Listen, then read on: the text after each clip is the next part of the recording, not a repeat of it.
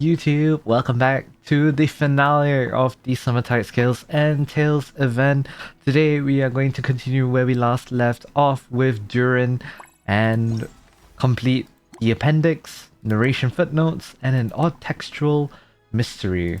I assume the narration footnotes is what happened to Kirara in between pages 2 and 3, given that Durin was the one that Durin was given that Kirara is the one that saved us when we fell because we were stupid. So yeah, we're gonna be doing the appendix, following that the narration footnotes to figure out what Kirara was doing, and an odd textual mystery. So the appendix, familiar faces have appeared in the world of Similanka, the afterword. So without further ado, let us continue. So wait till 2 days later. The hero from another world, supported by the companions, shall restore peace to this world. Thus would epics of later generations speaks of this time. Thus was the fell dragon saved. Thus was peace restored to Similanka. The people then lived happily ever after with the cute little dragon named Durin. Annoyed comments in the margins. Hey, you're not even bothering to rhyme anymore. Well, I guess our first point of order is to push the time for the day after tomorrow. Yeah, I wonder how you guys are enjoying the event. Personally, I'm enjoying it a lot. The story has been absolutely amazing, and I do need some time to process what the story implies for Natlan, and not only that, but the greater Tevat lore in general, because it seems like we're getting hints of the Three Moon Sisters, and yeah, a lot of things are alluding to a lot of things, and the greater lore is loring, but my brain ain't braining because I am absolutely... Sorry, Paimon. Oh, Paimon wonders how Mini Durin is getting along in Simulanka. Let's go to the Forest of Blessings and take a look. Yep. So yeah, the lore is loring, my brain ain't braining, and we're here. So yeah, I'm just gonna enjoy the story for what it is. I'll take a little bit of time to process it afterwards. So we need to head back to Similanka. How on earth do I get there again? There you go. Anywhere? Oh, there. The Forest of Blessings. So it seems like we're heading back to the tavern. Ah, the white light. It's blinding my eyes. Hard to tell when I'm recording this. But yeah, if you guys missed any of the earlier parts, do check out the playlist in the description. Of course, that's where you guys can see all of the other videos in the series. Whoa, what is Kaya and Jean doing here? Okay. Here's your 2 magic tonics. Was not expecting to see them. Oh, we're gonna watch them drink it. Okay. Why, thank you, young lady. And might I add that you're looking quite lovely today. Jean, come on, take a seat and let's have a drink. I ordered one for you as well. Ooh. But is this really appropriate? I mean... You mean? Still worried about Klee? Relax. Albedo's with her. She'll be fine. Albedo? Albedo's with Klee? What are you two doing here? Actually, that is the classic sibling dynamic. I thought they meant that they were in here, but I was wrong. Oh, look who it is. The Traveler and Paimon. You must be the pleasant surprise that Miss Alice told us about. The pleasant surprise? Greetings to you both. This is one place I didn't expect to run into you two. How are you guys even The here? locals here have been talking non-stop about some brave heroes who saved the world. Let me guess. You two have been up to your old tricks. It would seem like it, yeah. Well, not just us. We only played a small part. You could say we were 2 members of the Heroes Adventure Team. Ow, my neck. It hurts. Still sounds mighty impressive to me. As ever, our honorary knight is making us proud wherever they roam. I have not heard Kaya's voice in a very long time. I'm just realizing that now. And Jean, how nice to see you again. Did I hear you talking about Alice and Klee? That's right. We received a letter of invitation from Miss Alice, proposing that we take Klee for a vacation in Fairyland when work dies down. Sorry, I hit my mic. I was getting a ball. I wasn't sure what she meant by Fairyland at first, but if my eyes are not deceiving me, she was being quite literal. Yep, that is classic Alice for you. Why are you not surprised? Klee ran off excitedly Like, why as soon as we aren't arrived. you surprised? I'm a little worried about her, but Albedo insisted he would look after her while we do our own thing. Can we meet him? It's been way too long since I last heard Albedo. We could hardly say no to such a considerate offer. So I took it upon myself to bring Jean to the nearest tavern we could find. Now drink the ink. Any excuse for a drink, huh? Well, we are on vacation. It's only fair that we get to indulge ourselves a little. You're right. I should make an effort to relax and unwind. It's what Miss Alice would want, after all. True, true. Oh, wait, Kaya? What exactly did you order from the bar? Magic tonic. The house special, of course. Best way to get a taste of the local culture. Let them try it, let them try it. Why are you making that face, Paimon? Don't give it away, Paimon. Nothing. I was just perpetually amused by your lifestyle, that's all. Go on, drink up. Something tells me I need to tread carefully here. Let's see. It's got a lovely color. but how about Paimon's the face. taste?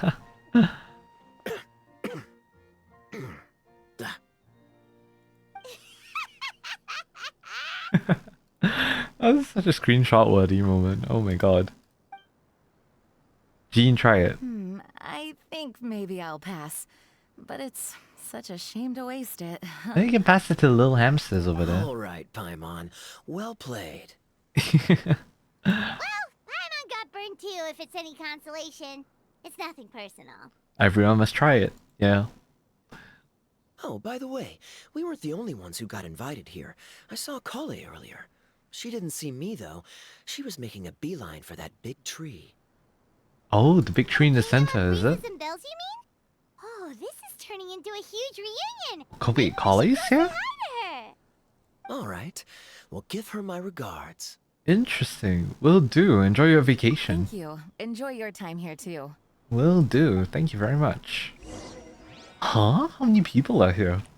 So the magic tonic here is just writing ink? Ow. What a weird and wonderful world. Ah, Miss Citrus, do you happen to serve any beverages here that don't contain magic tonic? The answer is no. Of course we do. What flavor would you like? Sunsetia. Oh, they do serve normal Want drinks. Interesting. Sure, I'll have the same, please. Sounds good. 2 Sunsetia drinks coming right up. Please be ink. I assume this would just be the same thing. Alright, okay. Of course we do. I expected nothing else. Sounds good. Ah, nice to hear you all again. Okay. More magic tonic. Can I drink some of these? Please? No? Alright, fair enough. Dude, that place. Which for some reason I've not unlocked the teleport waypoint yet. But you know what? We're heading there now.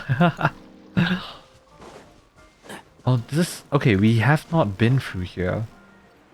This makes me wonder if Kirara's story that we're going to be doing later, will it pass through here in the slightest? Like in a bit? I have no clue. Frankly, no clue. Alright, let's get this. The Excerpts of Bliss. 290 meters, huh? Interesting.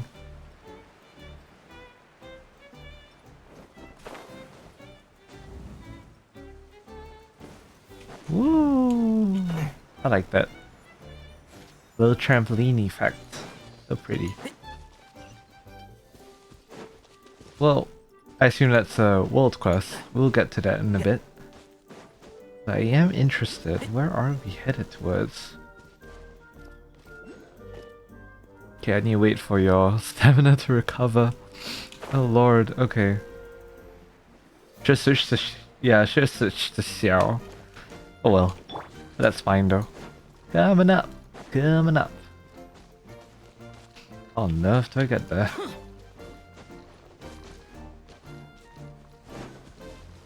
Here? Oh yeah. That's definitely how I get there. Nice. Okay. Waypoint unlocked.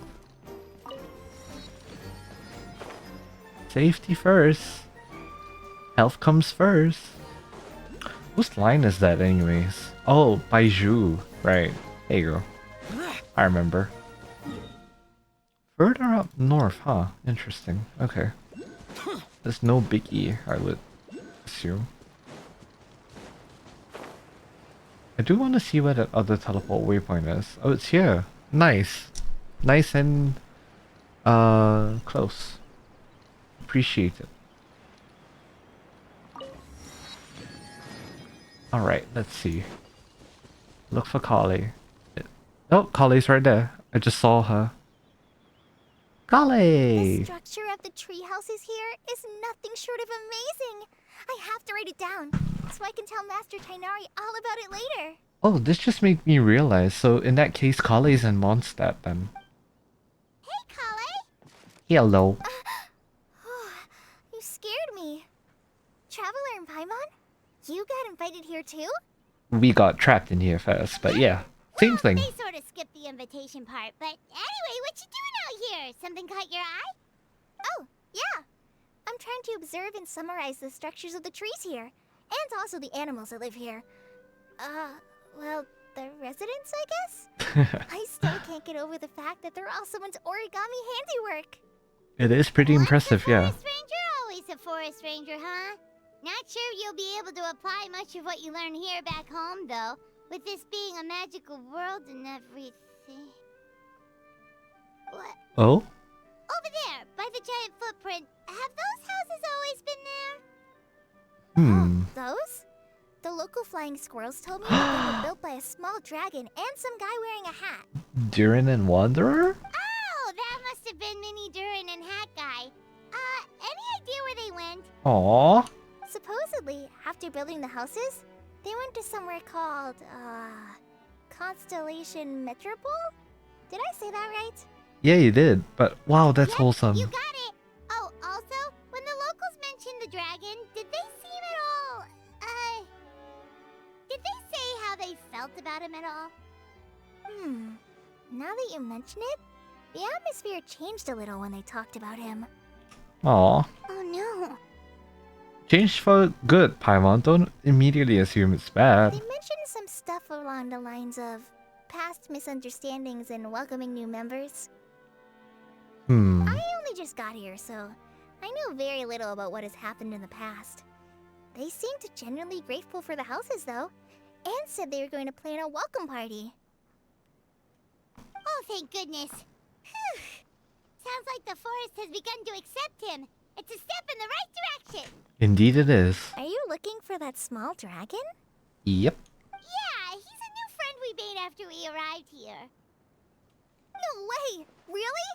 I'm getting more and more interested in your story. I kind of want to have Durin with us forever, though. No. I've got to save it for next time. For now, I've got to make the most out of my time in this wonderful world. I wonder how canonically how that's gonna work as well. Oh, there's no rush. Just take it slow and enjoy yourself. Like Kaya. Oh, he sends his regards, by the way. Oh, Mr. Kaya is here too? Then I've got to go say hi to him.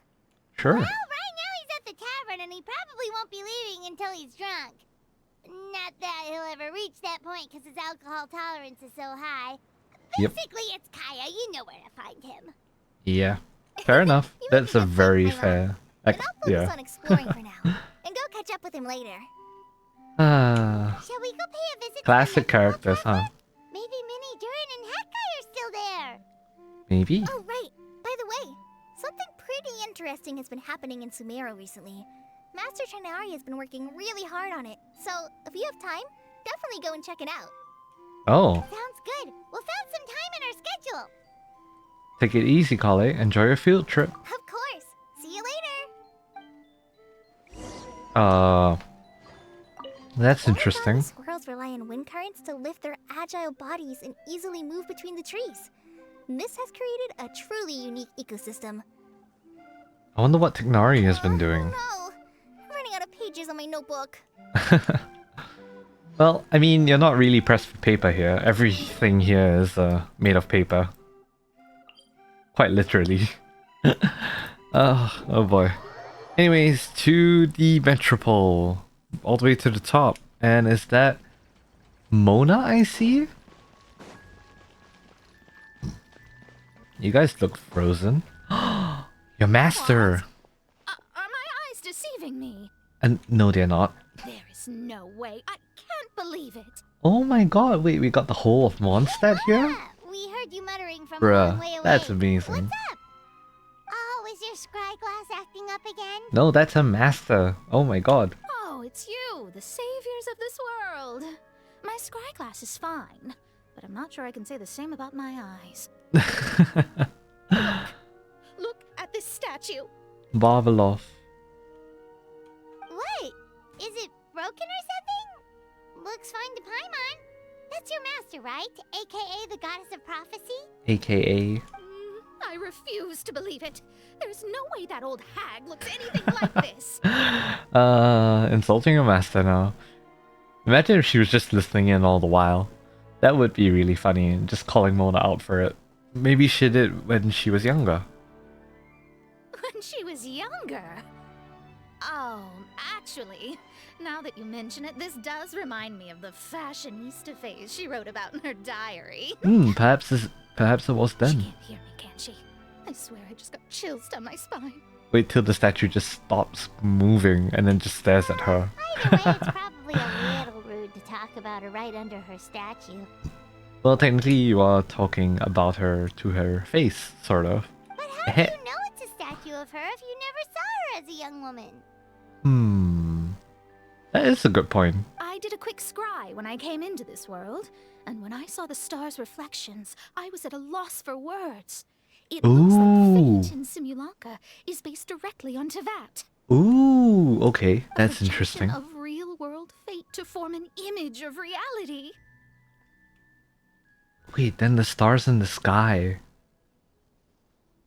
Ooh, the implications, the lore implications, okay. Or in layman's terms, basically, the creator made this world inside a mirror or a lake, and this world is the reflection. Interesting. Still sounds pretty impressive. Yeah, it definitely is. The more I scried, the more familiar everything looked. It's her work, there's no doubt about it. Even so, everything's far more complex than I'd imagined. Trying to decipher it all is giving me quite a headache. Fair enough. I also asked the locals about her. They call her she who has dominion over the stars and the course of fate itself. Not even a pretense of humility. Clearly, she let the role of Ouch. creator goddess get to her head. My bad. Not that I'm surprised in the least, of course. Ow. It certainly matches the tone of her diary. Oof. Anyway, we should change the topic. Mm-hmm. Oh, so Mona, have you seen a small dragon around by any chance? He's about the same size as Paimon, but with tiny little wings. Ah, you mean the one that caused all that trouble? I haven't seen him for myself, but I heard that he came to the Metropole not long ago to formally apologize for his actions. Apparently, he brought a huge stash of Toitanium and plant oil to make amends. Ooh. Most people accepted his apology, although there are some who said that they'll reserve judgment until they've seen how he acts in the future. Well, yeah, that is pretty justified, yeah. Oh, okay. Do you know where we could find him? One moment. She's divining. Ooh, it's a four-leaf clover.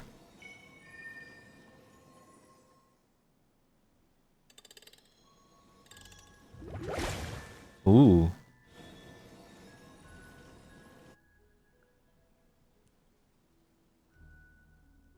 Interesting.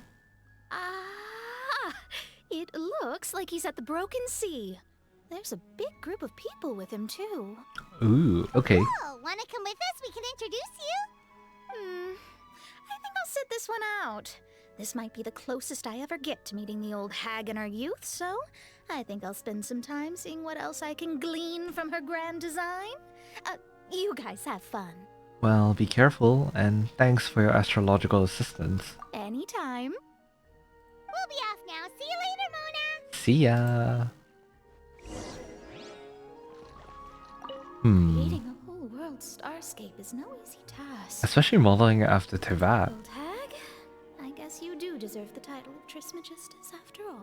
I completely forgot about the Trismegistus bit. Thrice the Great.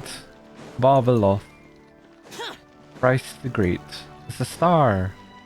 Very pretty star. Alright, so I guess we are... Worthless. Ho, nearly mucked that. Back to here. Brick Stacks. Oh, that's the name? Brick Stacks. Interesting, okay. Wanderer! Hat Guy! Mini Durin!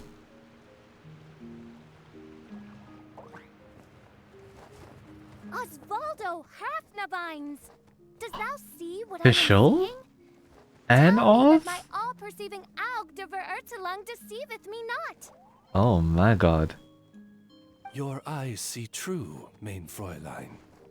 Damn! Very well. Then, as sovereign ruler of the Emenakreich, I extend to you both my greetings, O Night Dragon from the land of the Thousand Stars, and his hat-wearing servant. Scaramouche, the servant of the dragon, Durin? Who did you just call a servant? What mein Fräulein means to say is, hello, it's a pleasure to meet you. Ah, yes. Pleasure to meet you too. But Hat Guy's not my servant. He's my friend. Aww. Now you're over-explaining. Hat Guy, Mini Durin! Found you at last. Whoa, and Fischl's with you too? Hat Guy. Oh, greetings, Outlander blessed by the Emenakreich. How honored you are to meet your prinzessin beneath the stars of another sky. Clearly a decision made by fate itself. Now, do we feed into her ego or do we just play it off casually? I echo your sentiments, Your Highness. Mr. Honorary Knight, come on! Please! Oh my god. And Albedo? Holy shit, it's a family reunion. You both look well. I haven't heard your voice in forever, my dude. How have you been, Albedo? Klee, have you been having fun here?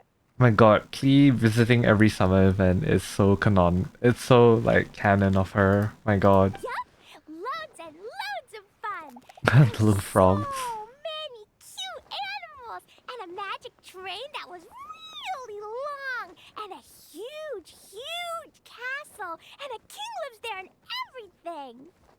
I've been taking Klee to see all the sights.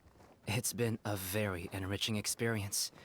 Alice's magic is truly outstanding.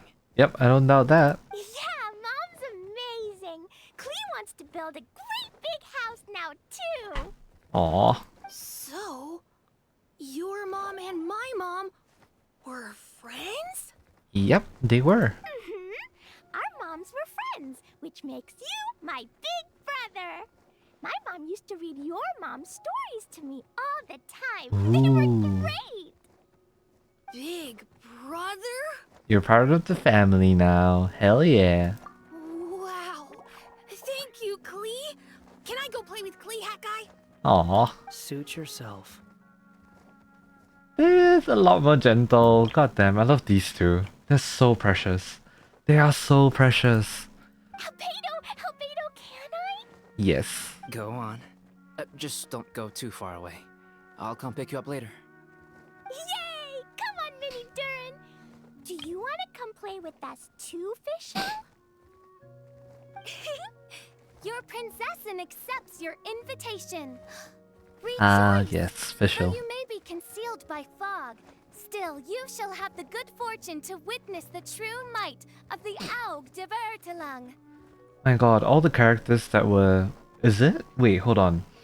In the summer event of version 1.6, Jean was there, Fischl was there, Klee was there. I'm pretty sure somebody else was there too, but like... Is that everyone that was there at the time? Or Diluc and Kaya, What right? mein Fräulein means to say is, perhaps we can all play hide and seek together. Mein Fräulein is it. Hey! I love hide and seek! Aww, this is so adorable. Me too. Oh, so precious. To return to our previous discussion, Mr. Hat Guy. You were telling Mr. me about a Hat prophecy. Guy. prophecy, I huh? heard B talking to M. What she said was, Oh boy. Since you're so persistent, let me tell you a secret. Oh no. Our child will one day rise from the dead. No. Ryan daughter's child? Durin?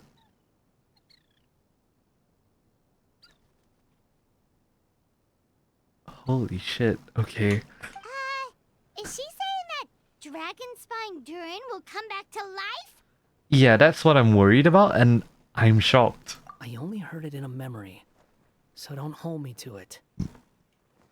Incandescent. Wait, my god, I cannot pronounce that word. Incandescent ode to resurrection. Or is it incandescent ode of resurrection? Natlin has resurrection themes going for it, so that is worrying. Because Natlin is the final nation before the Saritsa would technically get all 7 Gnosis. And with that comes God knows what level of power, or like unimaginable power. And I wonder if Natlin will definitely be the catalyst to which we're getting to really the ending of the game, and I'm scared. Understood. My recent observations at Dragonspine lend credence to this prophecy as well. No way. Durin's way. heart has slowly but surely been growing in vitality. The process is extremely slow, but the trend is clear. Oh boy. What should we do? How? What? To start with, plan for every potential scenario, including, of course, the worst case scenario. Bro, you got me thinking about Albedo's story quest now. Like at the very end of his story quest when he talked about if the time comes, kill me for Mondstadt. Oh my god. Worried. Absolutely worried. I am well aware of Durin's past, and I sincerely hope that things never escalate to that point. Still, we need to be prepared for every possibility. Guys, I am scared. If the prophecy is true, and Durin's heart will one day beat again, I'd like to hope that whatever rises from the dead is no evil dragon. I would hope so too. If you understand what I mean. Yeah, but I'm very scared. Kind of? But not really. And so, when the time comes, Mr. Hat Guy, will you and Simolanka's Durin be willing to lend us a hand in our hour of need? Now that I think about it, this thing has been at the back of every shot. What is it? What is that? Huh? What's this got to do with me? You saved the Durin of this world. I don't see that as a mere coincidence. The two of them hiding for official. If there is any meaning to be read into the actions of the 3 goddesses, beyond fairy tale whimsy alone, I can only boldly speculate that Oh no. the fate of this reflected world may have a reciprocal effect upon our own world.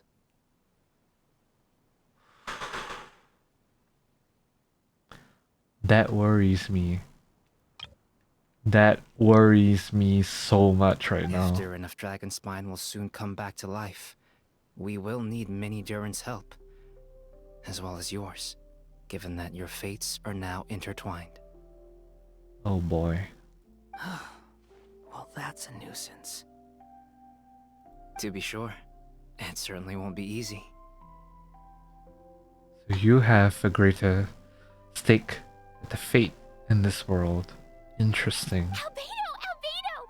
There's a flying paper ship over there! Can we go see it together, please? Sure. 2 seconds, I'll be right with you. Please give my suggestion some thought, Mr. Hat Guy. Oh god. Does this mean we get a potential Wanderer story quest now? Ooh. Hat guy, I'm back! something serious, but also Nothing.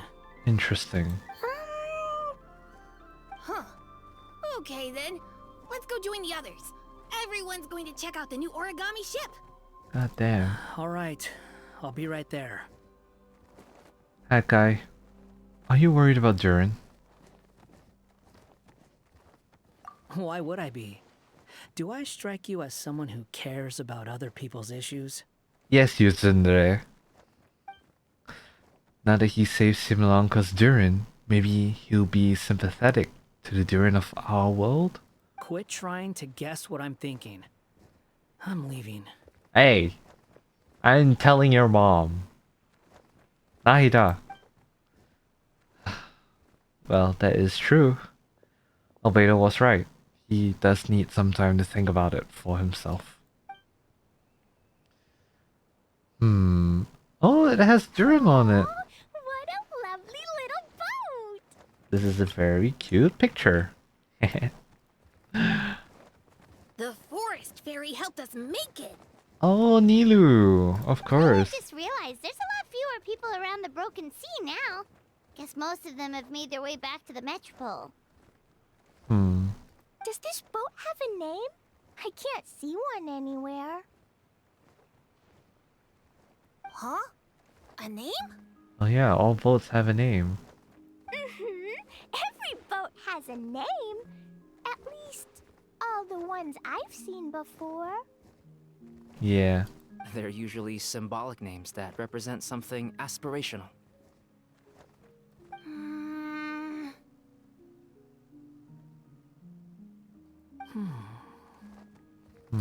Let's go with the Durin. The Durin. Huh? You want to name it after me? It is fitting after all. Oh, you mean to wish Mini Durin a safe voyage as he sails into a new chapter of his life beyond this world? This is one of the rare times that Paimon is being extremely wise. Your princessin approves. Let this vessel bear the name of the most esteemed dragon of the night. The Durin. Let's call it that then. Thank you, Hat Guy. Also, can I ask you a favor? Oh. Go on. Remember how Mom's friend said I should be able to leave this world? Well, I want to pay a visit to your world. Just a quick trip, can we? Oh. Huh? Is that a no? Paimon thinks that's a great idea. If the people of Simulanka are allowed to go to Teyvat, then what's the problem with taking Mini Durin there for a visit? Yeah. I'm assuming I'll have to be your bodyguard while we're there. Oh, he just doesn't want to work. Yeah, you know what? That's fair. I can protect myself. And I'll do what you say. I won't fly off on my own, I promise. Please, can I go?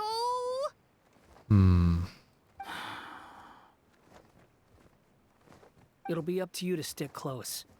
If you disappear on me, don't expect me to come looking.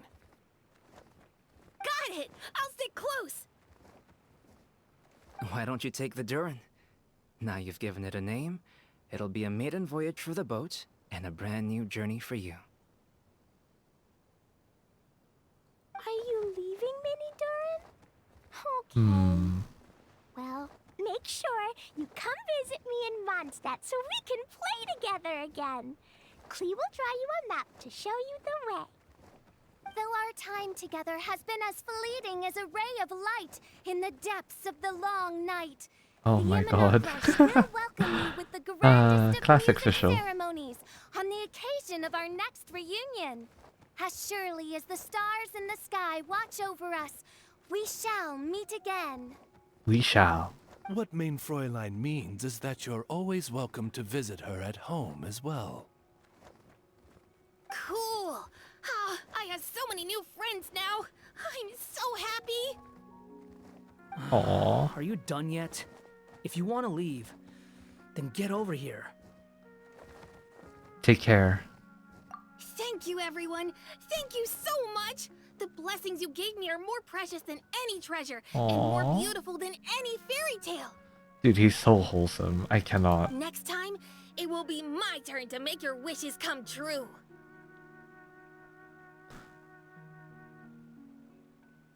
the event things do happen, well, I hope you will.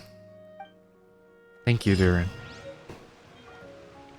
Fell Dragon's picture book.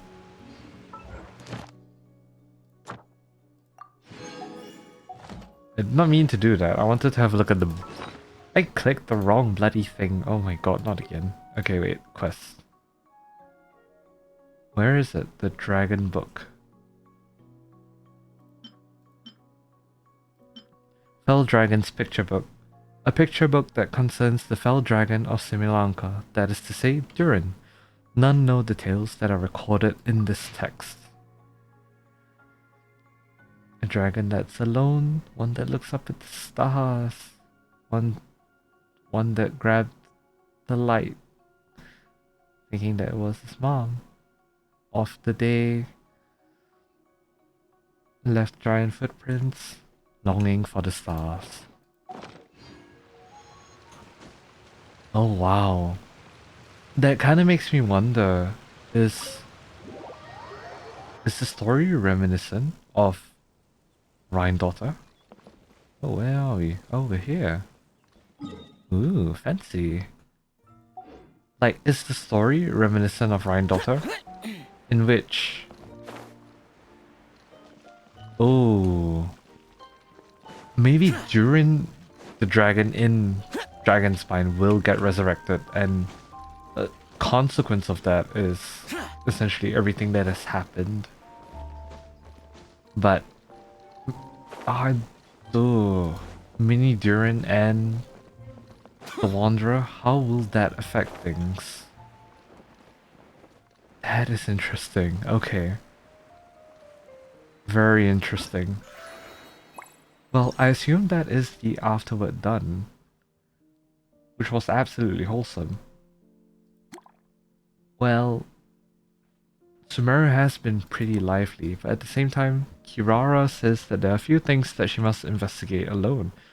As you're not a cat, curiosity won't kill you, so why not go with her? I realize this probably should have been played a little bit before Act 3, because, you know, Kirara.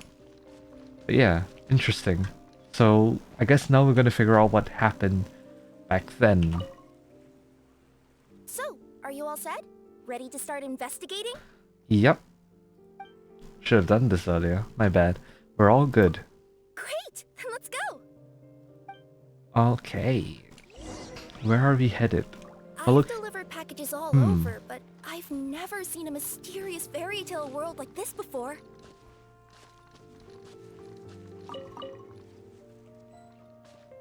Looks like nobody has gotten around to repairing this house yet.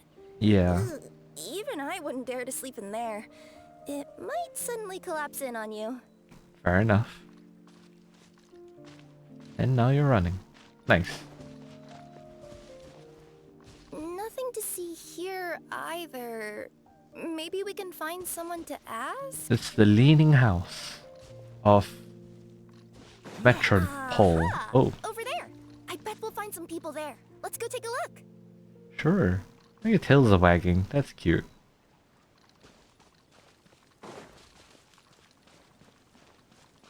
My stomach is so bloated right now. Holy crap. Uh-huh. I was sure there'd be people here. There once was a goddess who ruled over fate. Ooh, Before she died, she okay. left 3 riddles for the kingdom she had created. What? Who said that? Long story short, on this day, a sentient feline, an outrunner, and a diminutive pixie arrived on the scene. Huh? They saw a narrow path off to the side. Okay. Okay, but which side?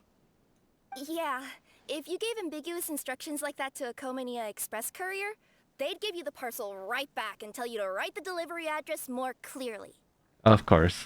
Despite how obvious the answer was, the perplexed pixie and the flummoxed feline struggled to work it out. Although, perhaps a small part of the blame could be attributed to my dull narration. Who is narrating? Alright, let's try this again. The path on the left-hand side seemed to give off an enticing fragrance, as if to say, this is the way to wealth and glory. Oh, Sounds like the interesting. start of a good story.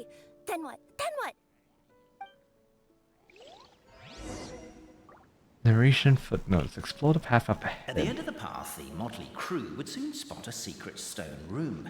A prophecy had once foretold of a marquis who shall one day venture inside, and thus it is named the future marquis's abode to be. You like it? The future marquis. Oh, Are you oops. sure you don't want to hear the rest? No. I'm coming out. I'm coming out. I'm sorry to cut you off. I'll keep this brief. Firstly, the place ahead of you is a secret room whose purpose, per the legends, is to await the arrival of a certain marquis. For that reason, it's called the future marquis's abode to be.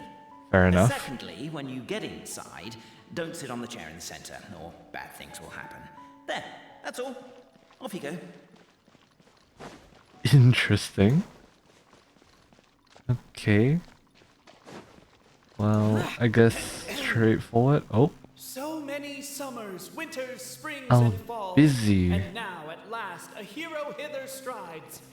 This realm knows not what lies beyond its walls. Boverano. Its secrets mystify the world outside.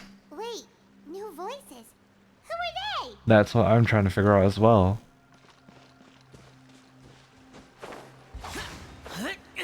Read. Witness pact. In the name of the elders of our three tribes. Golden Oh, sunlight fills the firmament. The tabletop engrosses your attent. Perchance peruse these. Captivated by Oh, the bruh. epic poetry and enthralled by the outstanding storytelling, the Outlanders knew what their next objective was. 3 chairs, 3 thrones. Namely, to remove the clockwork key from the raised platform up ahead. Cabe, I just realized you said we all had to speak like bards, but every time you open up your mouth, I don't hear any rhymes. But that doesn't rhyme. Yeah, I noticed that too. It's one standard for us and another for you. That's not fair, Cape. No, wait. Did the thing not allow me to read anymore? Just because I axed out of it? Perhaps the Outlanders are worried that something drastic will happen the moment they... With wood and earthenware strewn all around, the demon feline's fury can't be quelled. No, I wanted reducing to them read it. rubble. Oh my god, the witness pact. No, you don't. Oh no. I wrote that line. Don't start plagiarizing me just because you can't take a bit of criticism. Look, let's not put form over content here. It's not about the rhymes. It's about making sure the Outlanders focus on the clockwork key on that platform. I low-key want to let this go on. Already, stop calling me demon feline. I only axed out of it because I thought it was gonna be... Oh my god, wait. No, I thought...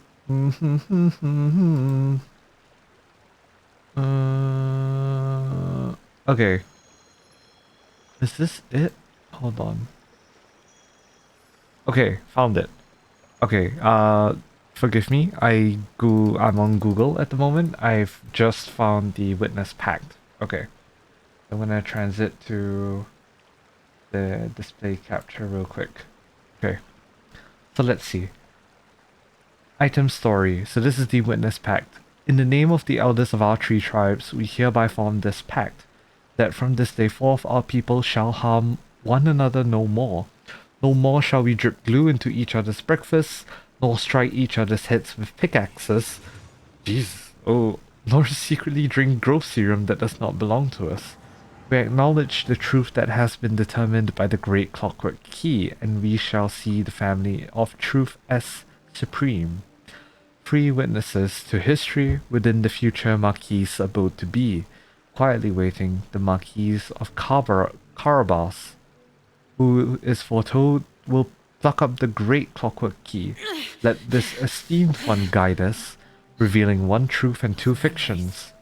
Of course, if the highest house has not been selected, then we may yet contend in private within permissible limits. But no more glue. It does far too harm, and is utterly inhumane. Interesting. Okay. So, yep, it says clockwork key, so I guess we gotta go for it. Surprised I managed to find that. Holy crap, that was amazing. Pull hard. Strong as stone, firm as steel. The Outlander pulls, but it does not yield. This has happened many times before. But this time is different. A thought enters the Outlander's mind. Attack! Attack! First weaken the structure, then seize the treasure. The attack now over. Only one final step remains. Now it is the time to seize the key. Pull harder. Yes! Finally! Come on, move your butts and your legs, assuming they're still in working order. It's showtime! Oh. No hard feelings about your lack of poetic contributions? Oh? Oh, let it go! The three of you? Interesting. You know what this kind of reminds me of? Like the whole narration and like Puss in Boots. It's been a long time since I've last watched the movie, so someone do correct me in the event that I do forget. But there was narration in Puss in Boots, right? Outlander, allow us to introduce ourselves. Cape. We represent the 3 great clans of this realm, having been selected as its authorized historical supervisors. Albizi. Our purpose being to await the Barbarano. arrival of one such as yourselves, who shall remove the clockwork key. Aha. My name is... You're Cape, he's Albizzi, and that's Bobarano, right? Yeah. You've done so much talking that we can already tell you apart by your voices. I.e. you yap too much. The guy who led us here to begin with? Ah yes, the narrator. Oh. And thus was born the long-awaited fellowship, destined to uncover the truth of the past. Allow me to quote, if I may, in the history of Constellation Metropole, a new page has begun. Him. Well, there's no fourth person, so which of you is the ventriloquist? Come on, out with it. We've never heard that voice before, but he sounds like he'd be good at reading bedtime stories to children. Whoever it is, I don't know and I don't care. Forget about him. Interesting. We have far more important things to focus on. Like, where our journey goes from here. Yep, that is true. That key you hold is the pivot point about which the past and present of the Metropole revolve. However, between our 3 clans, there is some dispute over the historical record. Oh, how come? Each clan has its own version of history, detailing the clan's origins and the tale of the Dragon of Old. And unfortunately, we don't know which one is the truth. I see. Dragon? You mean the one that's been acting up recently? Oh, no, not that one, you adorable little pixie. When I say Dragon of Old... You He mean? means a dragon that would be really, really old if it was still with us today, but it was defeated in ancient times. The new one has nothing to do with our clan history. So... Durin? Was that supposed to be a joke? Anyway, so you've been waiting for someone to remove the key so you can finally explore the truth of the past? Aha. Not just explore it, but argue incessantly about it. Honestly, I don't care that much. Cape's sure. the one who's always bothering us about it. Interesting. What we need to figure out is who resolved the dragon crisis. We have to know that before we can decide which is the supreme clan. I don't think there is a supreme clan, but go on. The moment you removed the key from where it was lodged, you became the honorary Marquis. We humbly beseech you, noble Outlander. Call me the Traveler. Noble Traveler Marquis, we ask you to help us. You and your talking Puss in Boots and the pale... Talking Puss in Boots, the direct reference, of course. Puss in Boots? Are you serious? It's better than Demon Feline, but still... Embrace it, my friend, embrace it. Oh my Most god. cats don't wear boots or speak, do they? That is true. I'm not even a cat, I'm a Nekomata. Now that you know the word, I expect you to use it. Please allow me to lead you all to a sacred memorial site. It will be much easier to explain what needs to be done once we are there. Cape leads the party to the so-called sacred memorial site.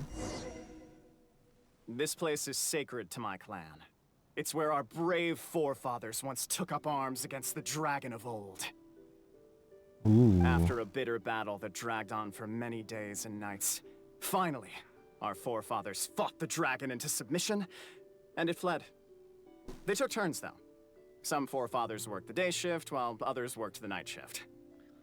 So they work shifts while the poor dragon had to work around the clock? So they say. It's just a legend, though. Wait a second? Did I just hear you admit that your clan's history is just a legend? Oh boy. History, legend, who cares? My clan was definitely courageous, that's the point. That's the truth. And isn't the truth what we've all been arguing about non-stop for all these years? Capet's words gave the traveler food for thought. Could it be that the truth in a fictional world is equivalent to fiction in the real world? Ooh. But that would have to wait. Apparently, Capet was not alone in his pilgrimage to this sacred site. Of Unwanted course. company had arrived. Of course. The traveler and the talking cat, Nekomata, decided to teach them some manners. Goddamn. It's funny. It's funny. Alright. Chakirara. Let's go. I like the shield. Alright. Let's go. A true display of heroism and valor. It was as if the spirits of my ancestors were fighting through them. Is he wrong? But maybe the Traveler Marquis is a lot more powerful than your ancestors. Ooh, nice. Oh, never mind. That was too A fast. show of courage or a more vivid reenactment of my ancestors' feats that suit the modern aesthetic. Now, let's get down to business. As we all know, time is but an illusion. Time may flow line by line, page by page, or frame by frame, but usually it flows in the form of springs and gears. And that clockwork key you have in your hand can turn back time and make the past reappear. Well, actually, my view is that the illusion of time is more of a problem of consciousness. Gears power the body, while the body is the vessel of the conscious mind. But the mind cannot understand the dimension of time, so we experience instead an endless continuum of moments as the pinion of now turns along the rack of ages. I'm getting flashbacks to when I was delivering packages to the Sumeru Academia. A teacher once asked Albizzi what his greatest fear was, and he replied, dragons. Boberano was asked the same question. He replied, time, and repeated the argument we just heard. The teacher then turned to Capet and posed the same question. He replied, Boberano. The manuscript that tells the truth of the historical record, the blueprint to all of creation, the work of the great mage themselves. It can be found at the beginning of the gear rack, and on the very first page of the book. Paimon didn't follow all that, but basically, you're just saying that we need to put the key in and turn it all the way back? Yep. Exactly.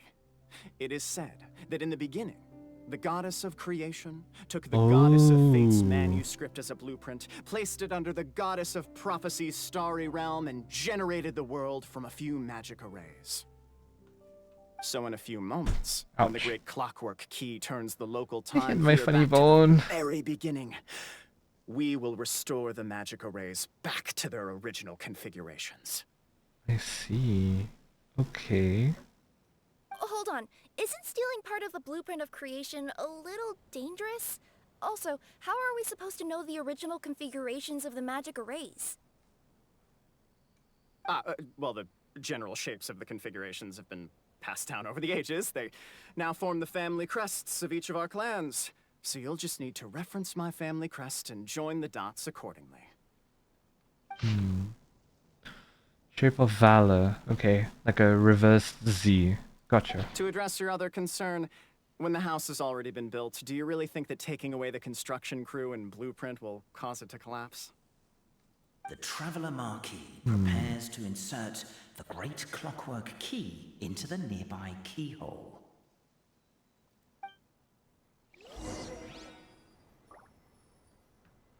Complete it to complete the Oracle's pillar picture. Open it to view hints. Ah, okay. That's nice to give us hints. I pressed F, damn it. Can I talk to Cape and the rest? No, no, no. Alright, fair enough. I press G instead. Once again, help. Recall how you once loosened the key, now wind it up with the same method. Simply put, give it a good old whack or two.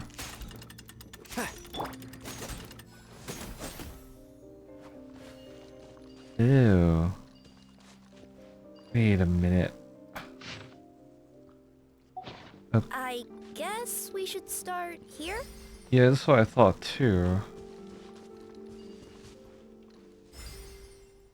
So like a Z shape. Okay, gotcha. And last but not least, you. Nice. Behold, the sacred writings that record the truth of... No, wait. That have shaped the truth of history. Gather round and let us bear witness.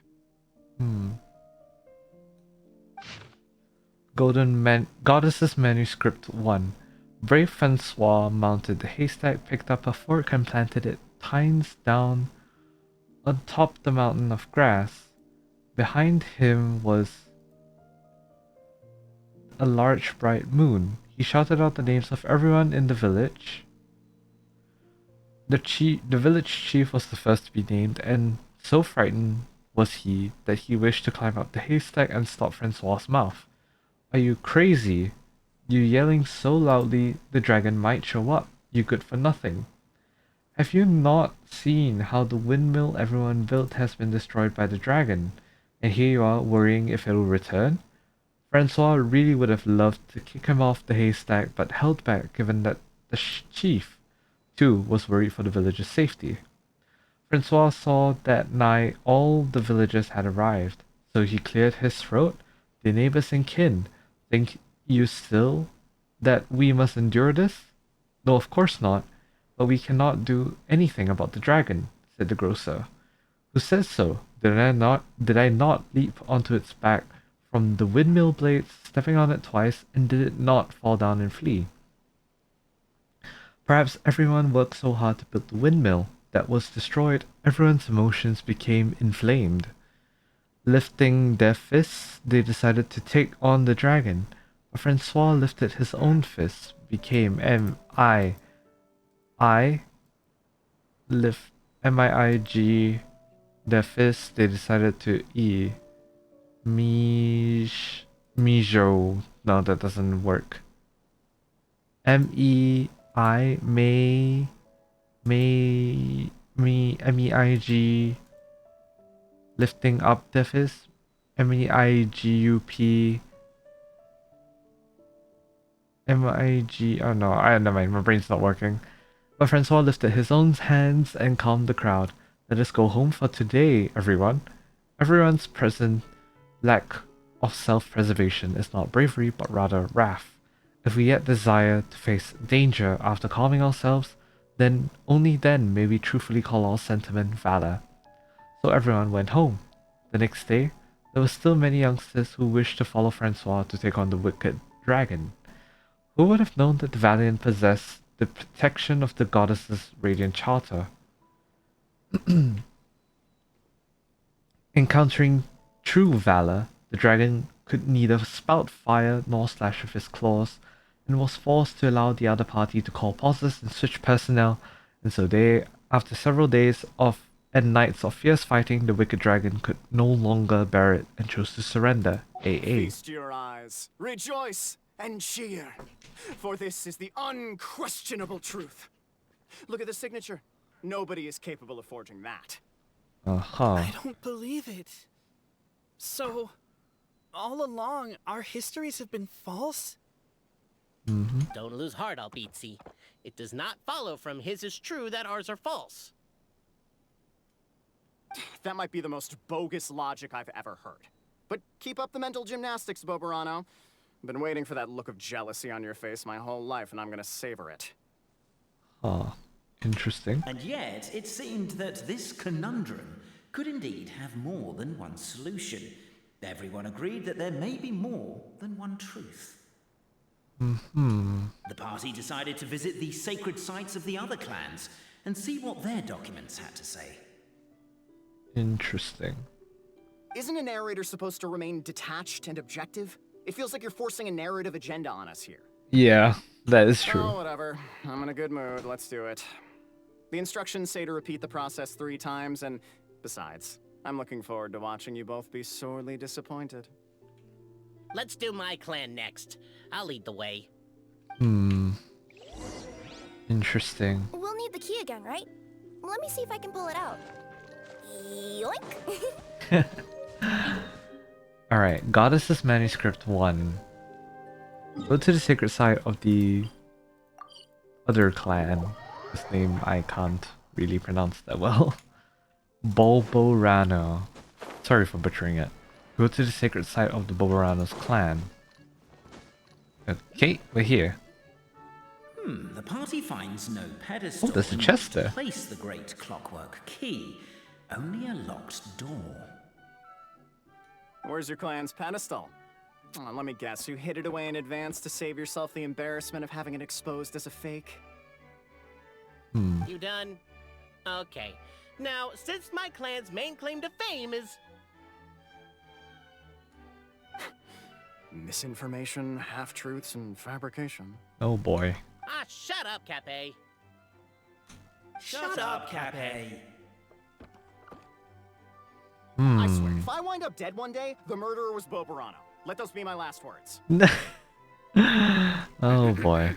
My clan's claim to fame is that we outwitted the dragon of old and stole its treasure. Ergo, all articles of value that we own, including the pedestal for the clockwork key, lie behind that door. So, next step is open the door? Almost. There's one step before that. The door is protected by a smart interrogation system. We have to answer its questions, and if we get them wrong, we will alert law enforcement. Jeez. Well, do you at least know the answers? Well, that's bad. The correction fluid of time has dyed white the pages of the Book of Wisdom. No, I don't know the answers. But worry not, I had a quick word with the constabulary in advance. They'll ignore the alarm if we get the questions wrong, so answer without fear. There's no response from the door and nothing unusual about it. Knock on the door. Question 1. Who is it? Oh god. Police, open up. We're here for a routine inventory check. Ikaramaki and his retinue. The great yokai, Nekomata in boots. Can you imagine if we introduce ourselves and it's just not it? Trusty travel guide, Pixie! Travel guide! Trusty travel guide! Question 2. By which virtue did the ancients defeat the dragon? Courage and strength, hard work and wealth, wisdom. Courage and strength. Oh, no, don't say that. Even though the writings you saw do prove that bravery has its uses. You do realize we can hear everything you're saying, right? Yeah. If you say it out loud, you'll only set those 3 off arguing again. Thinking it is fine, but please promise me you won't say it. Question 2. By which virtue did the ancients defeat the dragon? Well, hard work and wealth, wisdom, hard work and To be wealth. completely honest, hard work is a bit of an Bruh. alien concept to us here in the Constellation Metropole. We have hardware and we have clockwork, but not hard work. Interesting. Okay. Question 2. By which virtue did the ancients defeat the dragon? Wealth, wisdom. If this is the right answer, I swear I'll... Correct! A barefaced lie. So low. Question 3. Which is more real? The fiction of the outside world, or the truth of this world? Ooh. I don't know. Both are false. Perhaps both are equally real. Hear, hear! Who can be sure that the outside world isn't just a dream? And that when the dreamer wakes up, they won't just find themselves inside a novel? There is no way to know, therefore both are equally real. Yeah. All correct. You may have the key pedestal. Nice. The door opens and a puff of smoke wafts out. After the Traveler smoke Marquis, clears... You know what must be done. Please insert the great clockwork key. Okay. Oh, and this is my family crest. Thank you. Okay, so it's quite literally a question mark or a key. Interesting. Still can't talk to them. Okay.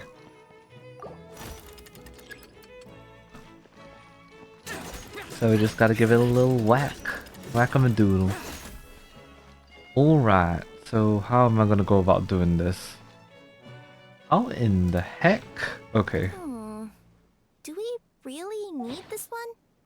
Yeah, that's what I was thinking about. You don't need that one, because it doesn't look like that is required.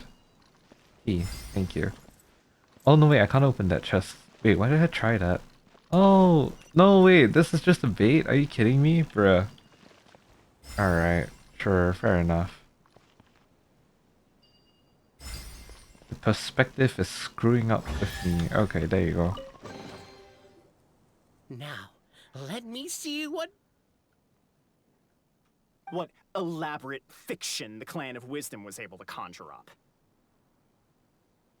If anyone's listening, I would like to submit these as my last words. I surrender. I'm the one who murdered Cape. Goddess's manuscript 2. Wise Antonio, in the basement of the crumbling house, began reading the ancient book he had found. His oil lamp shook from time to time as the swaying structure above ground collapsed. The village was to be symbolically raised by the dragon, and he had been chosen by the dragon, for he had not returned home. But Antonio did not care. He only wished to study the book the old lady had given him on the bridge he passed today. The book was titled The Radiant Charter, and within was recorded all the rules that every being in Similanka must follow. It was written in the language of world's creation at the very start, and if Antonio was not possessed of extraordinary wisdom and deciphered his primordial texts, there would have been no study to be had. This book recorded no solutions as to resolving the difficulty that Constellation Satellite presently faced, nor did it contain any hexes that could aid Antonio in repairing his own home. But he knew that wisdom was the mightiest thing in the world. The warning light shone through the ruins of his home, and the neighboring blacksmith and chubby chief took great pains to get rid of the house's wreckage, which blocked the basement hatch. With dark circles about his eyes, Antonio said to the chubby chief, "I shall defeat the dragon soon. I will return soon. Are you sure you're alright? You don't look like you got any sleep. Just smoke from the oil lamp. Don't worry about it." The dragon sat atop a mountain of treasures, gazing down at insignificant little Antonio walking closer. Flames gathered in its throat, preparing to burn the area 1 centimeter before him, all the better to scare this puny, foolish creature away. "Halt! I'm a qualified second-class Meister.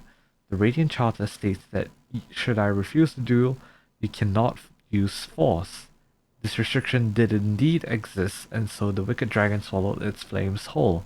Ah, how it dreaded going to the toilet tomorrow. Antonio, for his part, had not expected that the second-class rust-clearing Meister qualification exam he had taken on a lark would come in useful. And since I am a second-class Meister, I propose a duel of riddles you cannot refuse. Now, Similanka had just such a law, mainly for the benefit of sphinxes, old sages, and princesses who wished to make life hard for others. The evil dragon had not expected this rule to catch up with it. I shall ask the first question. My house sold for 8,000 more yesterday, but I thought there was room to raise the price, so I brought it back for 9,000. So I bought it back for 9,000, planning to sell it for 10,000. How much more did I lose in the end? How much more did I lose in the end? The dragon laughed in contempt. What's so hard about that? You could have waited until it hit 10,000 to make your move, but you sold for 8 and bought it for 9, so you lost 1,000 more that you could have earned instead. Wrong. You burned my house down yesterday and I couldn't sell it in time, so I've lost far more. Sorry. I mean, I do have to burn a house and you happen to not be home, so I might as well hit one that doesn't result in any loss of life. Now that you've lost this contest, I think I have the right to loot off the same value as your life minus 1 mora. And considering that you've burned my house, I can seek damages. Let's assume that my house is worth just 1 mora. Well then, wicked dragon, you know what to do with yourself. But please spare me, I'll give you anything. Your words, not mine, Antonio said as he pulled out a contract he had written long ago. Thus did Antonio use his wisdom to take all the evil dragon's treasures. The dragon, devastated, would never again return to attack Constellation's satellite, where Antonio lived. Many years later, a child asked Antonio, "You sold your place for 8,000 and spent 9,000 mora buying it back, so it looks like you actually did lose 1,000 mora." Look! My clan's history is true as well! There's that same unforgeable signature again, right here! What? Oh, does this mean that my clan is the only odd one out? Given that my clan's wisdom is such a subject of ridicule in your eyes, I will now appeal to my own personal intelligence, which I believe far surpasses that of my clan at large, and make a prediction. It seems likely that the claims made by each of our clans regarding their history and virtue are all true. Boberano? How can that be? Yeah. I Interesting. get what's going on. Once, when I was drinking with Gujiyai, she bet me a round of dried fish that I couldn't guess which cup the umeboshi was under. Whichever one I guessed, I was always wrong, and Gujiyai... But then, I learned later from one skipped that. I clicked by accident, sorry. Whichever one I guessed, I was always wrong, and Gujiyai would lift a different cup to reveal the umeboshi. I see. But then I learned later on. Then, I learned later from one of the shrine maidens, Miyuki, that all of the cups had an umeboshi under them. Just goes to show, I still got a long way to go before I become a great yokai. Oh, don't mind Fox Lady. That's just her way of teasing you. Actually, that reminds me. We can now open these 3 treasure chests. And unlike the guessing game you mentioned, this one's not a trick. Ooh. Cool. Well, once you've plundered the last of Boberano's family wealth, we can go to my clan's place. Nice. Like, for real? Guess I'll take the clockwork key again then. Yoink. Well, I'll take it. You know, a chest is a chest after all. Alright, so go to the sacred site of the Ablisi clan. Where is that? Is it just upstairs? In this general direction. So it's probably up there. I'll take that teleport waypoint and jump down from here. Oh no, it's like right here. Ooh.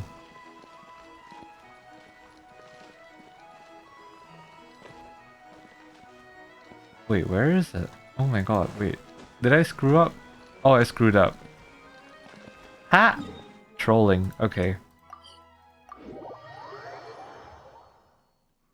My bad. Mobby.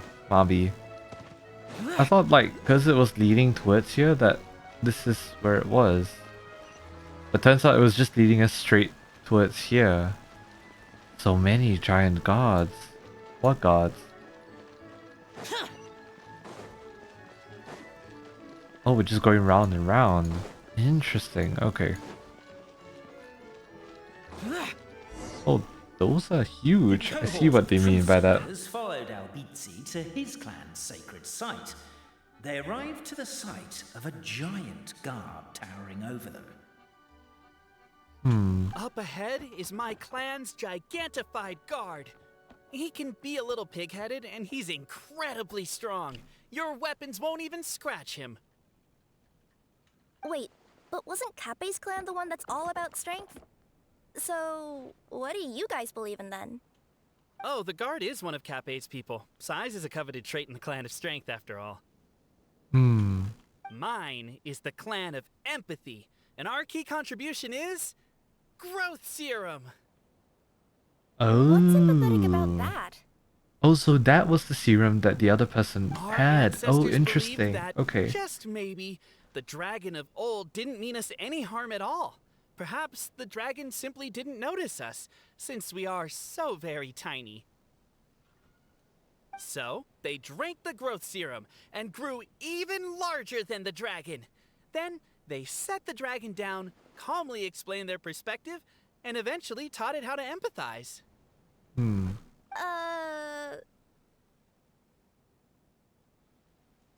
The serum isn't what it once was, though. Nowadays, it doesn't make you grow all that much, and it actually makes you lose your empathy.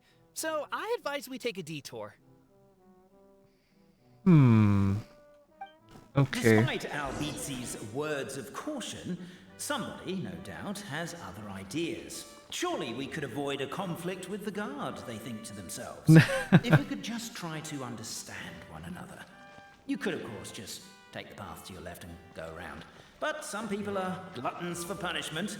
It's all part of the experience, I suppose. Well, yeah, I will take the path to my left. Thank you very much. That is interesting. God damn. Alright. Why is my own clan treating me like a villain? You've been away too long. We all have. It feels like we've been waiting forever. Jesus. Dear God. We should be getting close. Why is this place so full of junk? Are you the kind of people who never throw away the box when you buy something because you're worried you won't be able to return it without the original packaging? We'll never find the Oracle Pillars in all this mess. Never mind that. We have a more pressing issue. It seems there's a slight problem with my clan's family crest. The Marquis may need to utilize their wisdom to solve the issue. Ooh, okay. That's not too Wisdom hard. too, huh? Well, you guys have a bit of everything, don't you? Except empathy. Oh boy. Okay. Over here! I found it! Yes! Keep the noise down! We don't want to alert the guard. Well, you're gonna have to whack some things or so. So, I'll go keep watch. alright, sure. Oh, interesting. Okay. Wait, what is the shape again? It's like a G, right? Of sorts. Ah, wrong one. What am I doing? Okay. Oh, okay. I see it. Okay, roger that. I have to keep looking at it. I keep forgetting about that part. Bruh. Can't you destroy the boxes a little more quietly? Sorry. Not really. The final... This the is final the last one. one. Goddess's manuscript free. Galileo and Alberto did many good deeds again today, although it was most tiring to help the old lady on the bridge move her barrels of hard apple cider. They each got a small barrel as their reward. The moonlight was unobstructed and beautiful, and the two good friends climbed up the high wall that had been built to stave the evil dragon off. Alberto lost the rock paper scissors match, so he had to hold the barrel of cider under the crook of his arm as they climbed the ladder. Look, this is the big house that our chubby chief was so proud of. Doesn't look so big from here, huh? Said Alberto, as he looked at the house. You're wrong, that's my home, said Galileo. The chief's house is that one. Alberto's night vision was not all that good, and moonlight could never compare to daylight. If one were to close one's eyes, the light could not be seen at all. He tried a little harder, but could discern nothing more. But it's also really small, Galileo continued, so there's nothing wrong with your statement. Galileo and Alberto were both rather perceptive people. Galileo's reply covered for Alberto's discomfort regarding his vision, while Alberto also lost the rock, paper, scissors match on purpose so that he could carry the cider barrel because the gears under Galileo's ribs were injured. Here's to you. The two friends raised the toast once Alberto stuffed the cork back into the barrel. The next day, the two gathered everyone in the village plaza. First, they apologized for the collapse of the anti-dragon wall, and told all the people that they were preparing to have a talk with the evil dragon. I know it was a lot of work for everyone to fix that wall, but we are not that fussed about it anyway, the chubby chief said. But are you sure you're not bragging when you say you knocked it down yourselves? Of course, that was not the chief's point. He too was a good person. He continued, also, it's too dangerous to seek the dragon out. Don't worry about us. And so the two best friends in the world departed. The evil dragon trembled before Alberto and Galileo. For some reason, the old lady's liquor could make people grow very, very large.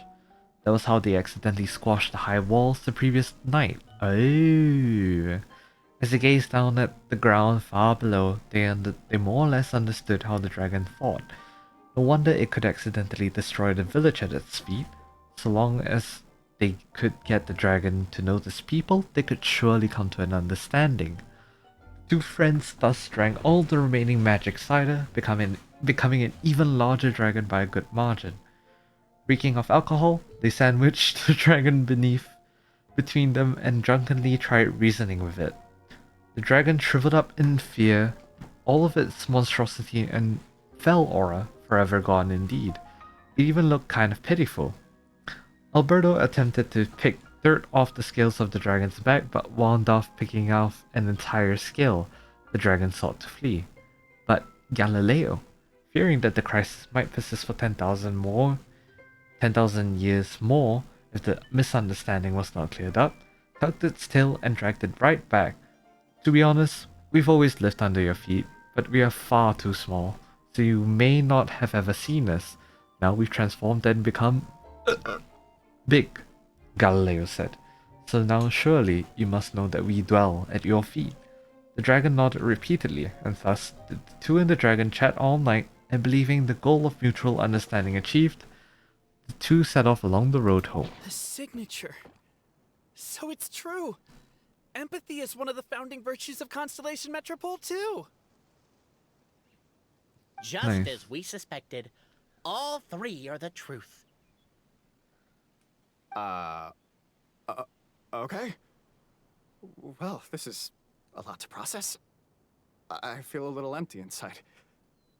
Yes, we found the truth, but there's too much truth. I get you. It's like in Inazuma, when there were only 6 books in the Mirage Warrior series, it was really popular. But by the time book number 88 came out, nobody wanted to read it. They'd all lost interest. A brief moment of joy is Fair enough. drowned out by a growing feeling of melancholy. But perhaps there is a glimmer of hope to be found too? Anyone? Anyone? All right, I'll say it. How is it the case that these three versions of history can all be true at once? That's exactly what Paimon was wondering. Yeah. But Boborano kind of already explained it away earlier. So Paimon was worried she'd look stupid for asking the question. It's not a stupid question at all, my dear little pixie.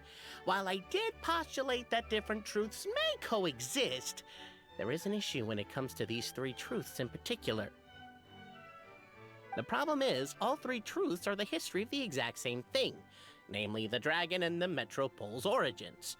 Yet all three bear the signature, showing that they're genuine. Yep. Suddenly, the sound of a bell rings out. Eureka! Oh no, that's something else. That's a bathtub. Escape from the clan of Empty's secret site. What does that mean again? Ah, yes! Highest level of emergency! Oh Everyone no. to the main entrance! Stat! Bring all the glue traps and place them outside the gates! Oh City is on the boy. lookout, and there's only one way out. It's the path right in front of you.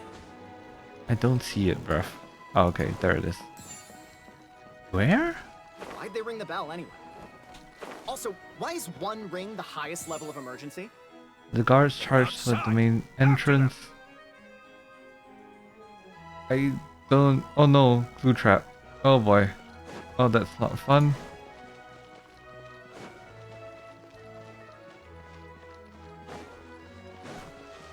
Lamal, you can just come up here.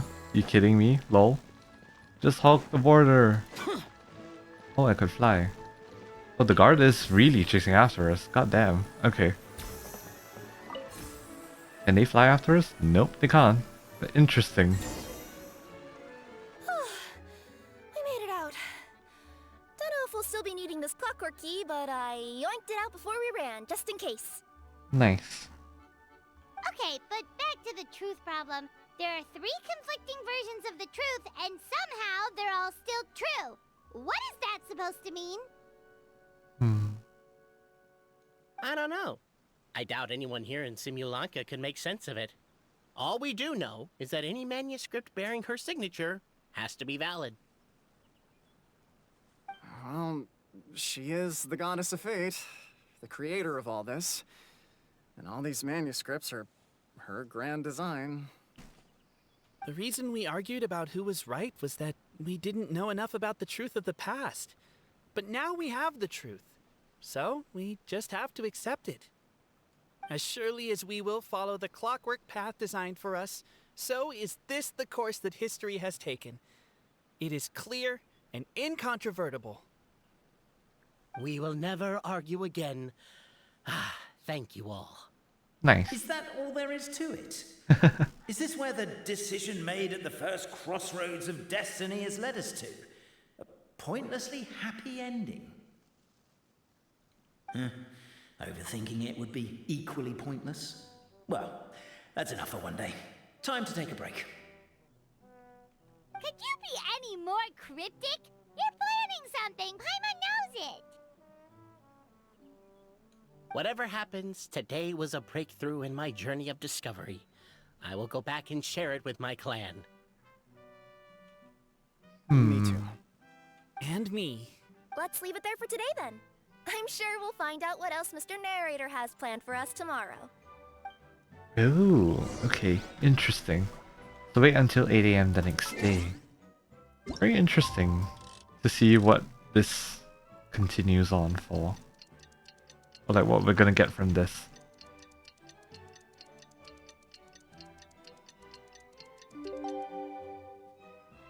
Alright, nice. Reduced to just stand. What a beautiful day, thought the traveller, before he was overcome by a creeping sense of foreboding. Oh boy. The voice in his head grew louder. Must go to Pendulum Lane. Something appears to have happened up ahead. Pendulum Lane is just up ahead. Something must have happened here after all. Everyone's crowded around. Is it the 3 of them right there? Oh boy. What did you guys do? Oh my god, this is terrible! I don't understand. The 3 great clans of Constellation Metropole have finally made peace with each other. Who could have done this? What happened? Oh no, someone's lying on the ground. Cappe! How did this happen? Cappe, you idiot! Wake up! You need to revise your last words or everyone's gonna start suspecting me! Lamal. Last words. What did he say? If I wind up course. dead one day, the murderer was Boberano. You could have at least pretended to not remember it. Oh boy. I'm sorry, Boberano, but this is an interrogation. I have to give the detective straight answers. Don't worry, Boberano. I don't consider you a suspect, nor do I have the authority to charge anyone with a crime. So, are you the last people to have had contact with him? Yeah. Yes. Sincere condolences. You were travel companions, right? Oh, it's a real tragedy. I'm afraid he'll be out cold for another hour and a half, at least. Oh, that's fine. We can wait. Yeah, I know. It's despicable. Hitting someone in the back of the head is the second worst act of cruelty there is. The first being replacing their gear oil with extra strong glue. So, Cape's not dead? Yeah. His gears, metal frame, and shell are all still in excellent condition. It's just his energy supply that's been all messed up. Oh. Wait. But surely you can't be suggesting that just because Cape isn't broken, there's no need to go looking for the culprit. No! There's a need! Huge need! Unfortunately, this is rapidly turning into a cold case. There's no evidence and no witnesses. Unless there's an official clockwork pedestal. Excuse me. Then suddenly the long-lost dragon of old flew across the sky. Where? Yeah, where? I didn't see anything. Wait, why can't I move? Oh. No, my mistake. It was just a cloud. Or a bird. Or something. Oh, everyone's not Maybe we moving. could turn time backwards and replay the crime. Isn't it one of those, clockwork socket things right behind you? Ah, so it is. No wonder everyone here is suddenly struggling to move. Traveller, if you please, let's recreate the crime scene. Okay.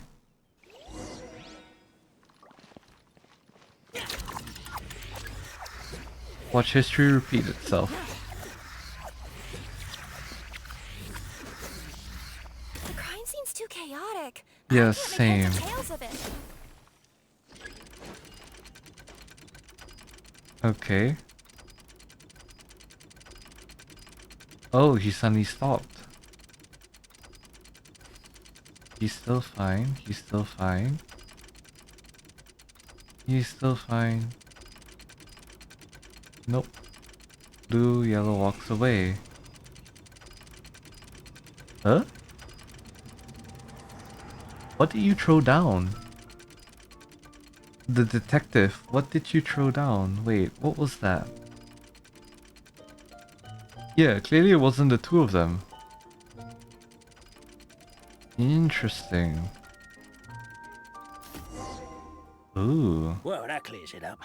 Cape was walking along the street, then he suddenly collapsed. He was faking it.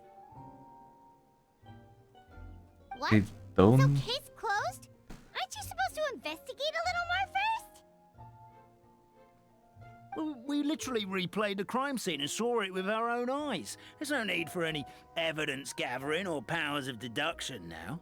And besides, maybe the truth is inherently strange by nature. Like how Constellation Metropole has 3 histories, each of which is the truth. But didn't you say Cape was struck in the back of the head and knocked unconscious? Yeah. For all I know, he could have bashed his head against a toilet bowl before leaving the house, then walked here in a daze before finally passing out. But that just seems more implausible, if anything. As for why he might have done that, my guess is... With the Supreme Clan question left unanswered and the tension in Constellation Metropole suddenly wiped away, he was looking to create a new source of conflict. Aha. Only then would the city feel alive again. But the city has been pretty alive, has it not? Do we really think he's capable of that, though? Sounds like a pretty complicated conspiracy for the average Simulanka resident. Yeah. Traveler, something about the crime scene isn't sitting right with me. It just seems unnatural. Yeah, what did the detective do? Also, anything outside of the immediate area won't have appeared in the replay. Is it possible that something was missing from the scene? Possibly. Why don't we search the area? Sounds like a good idea. What are you doing? Oh! What are you doing is the question. We're gonna head to Catbay's house to check the toilet bowl for signs of an impact. Yup. Alright. Search for suspicious clues. Where did my spear go? Oh no. Hello there. Have you seen my spear by any chance? Someone was shouting about a dragon a minute ago, and I instinctively threw it into the sky. Damn.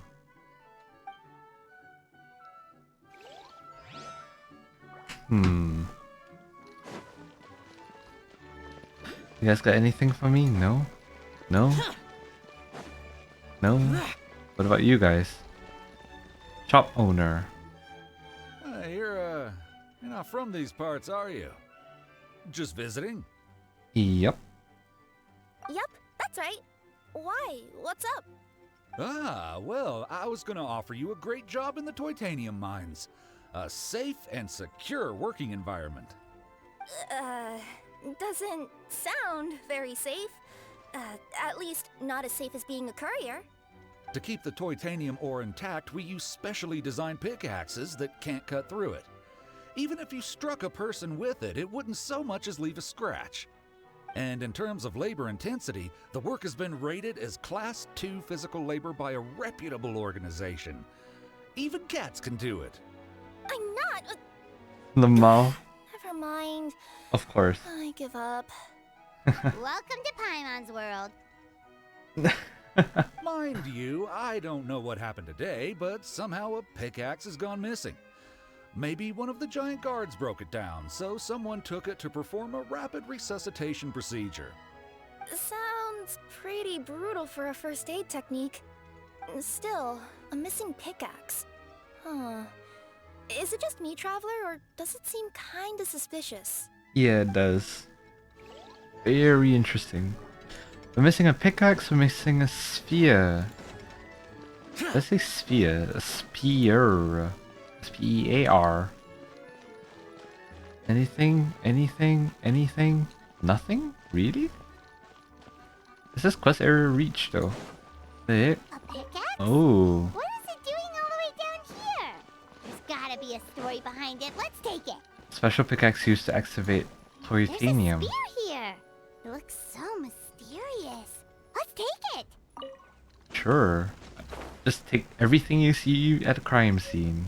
Sounds like good detective work.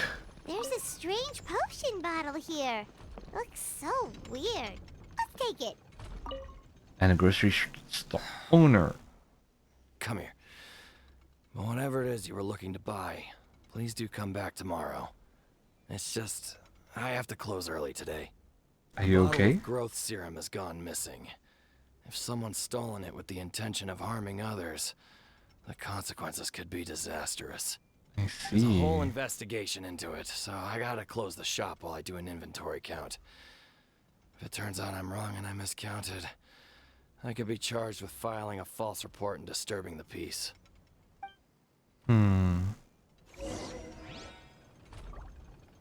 Speak with Paimon and Kirara and deduce the murder weapon. Let's say one of these was the weapon used in the assault. Which one do you think it is?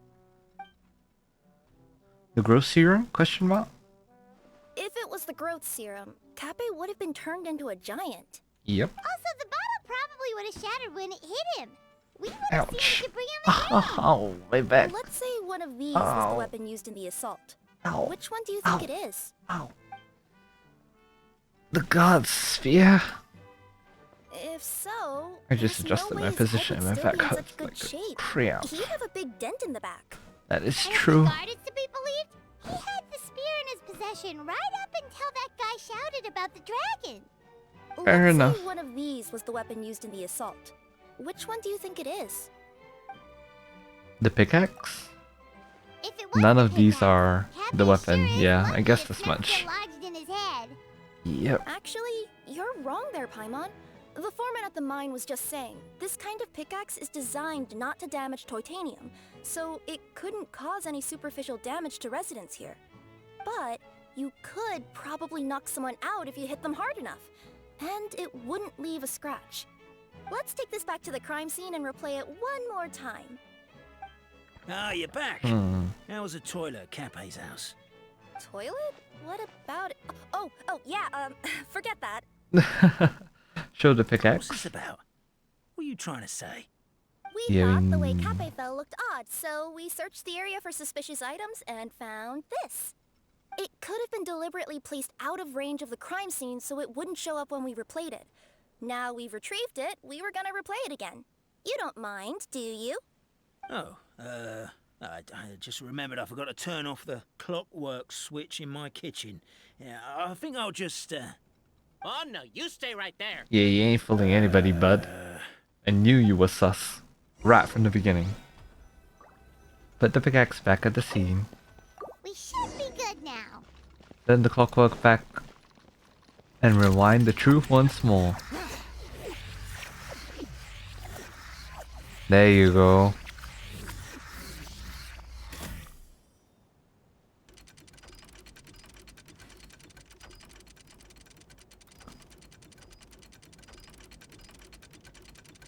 The damned will sooner die again than lay a hand on me.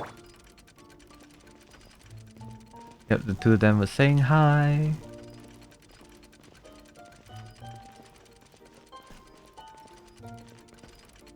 Oh, interesting. Make it ricochet, huh? Where did the pickaxe go after that?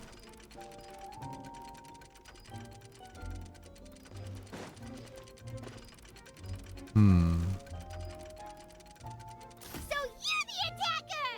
Yep.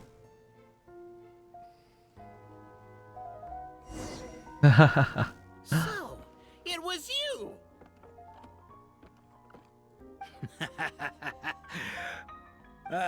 I would congratulate you for cracking the case, but since I did such an abysmal job of covering my tracks, it didn't exactly have your work cut out for you. That is fair, All I yeah. can say is... He's gonna run away, isn't he? if you can. Yeah, I guess this much. God damn it. Not again. Capture the mastermind. We have a runner! That's it! Let me at him! Oh The would-be boy. Marquis of Carabas dispatched the necromancer in boots who ran off in pursuit of the poor little minion. I see, so they're using this to test Kirara's skills. Interesting. Oh no. Oh, that works. Thankfully. The minion's poor little lower back was protesting painfully against the intense physical activity. He decided to take the elevator, giving him a moment to... Ah, shut. I should have, press and hold. I forgot about that. God damn it. Really? His lower back asked. But the minion had no other choice. He resolved to make the jump down. Ah, boy. We can By catch this you. point, the necromancer in boots was gasping for air. The minion was huffing and puffing, even more loudly. But we'll ignore that. I'm not! Don't underestimate the gold level courier of the Komania Express!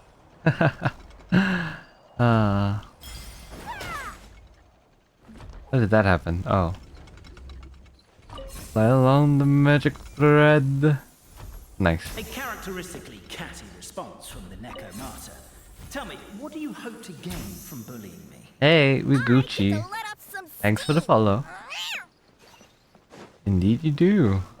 Indeed you do. Oh, they got me scared. Aha! You fell into my trap.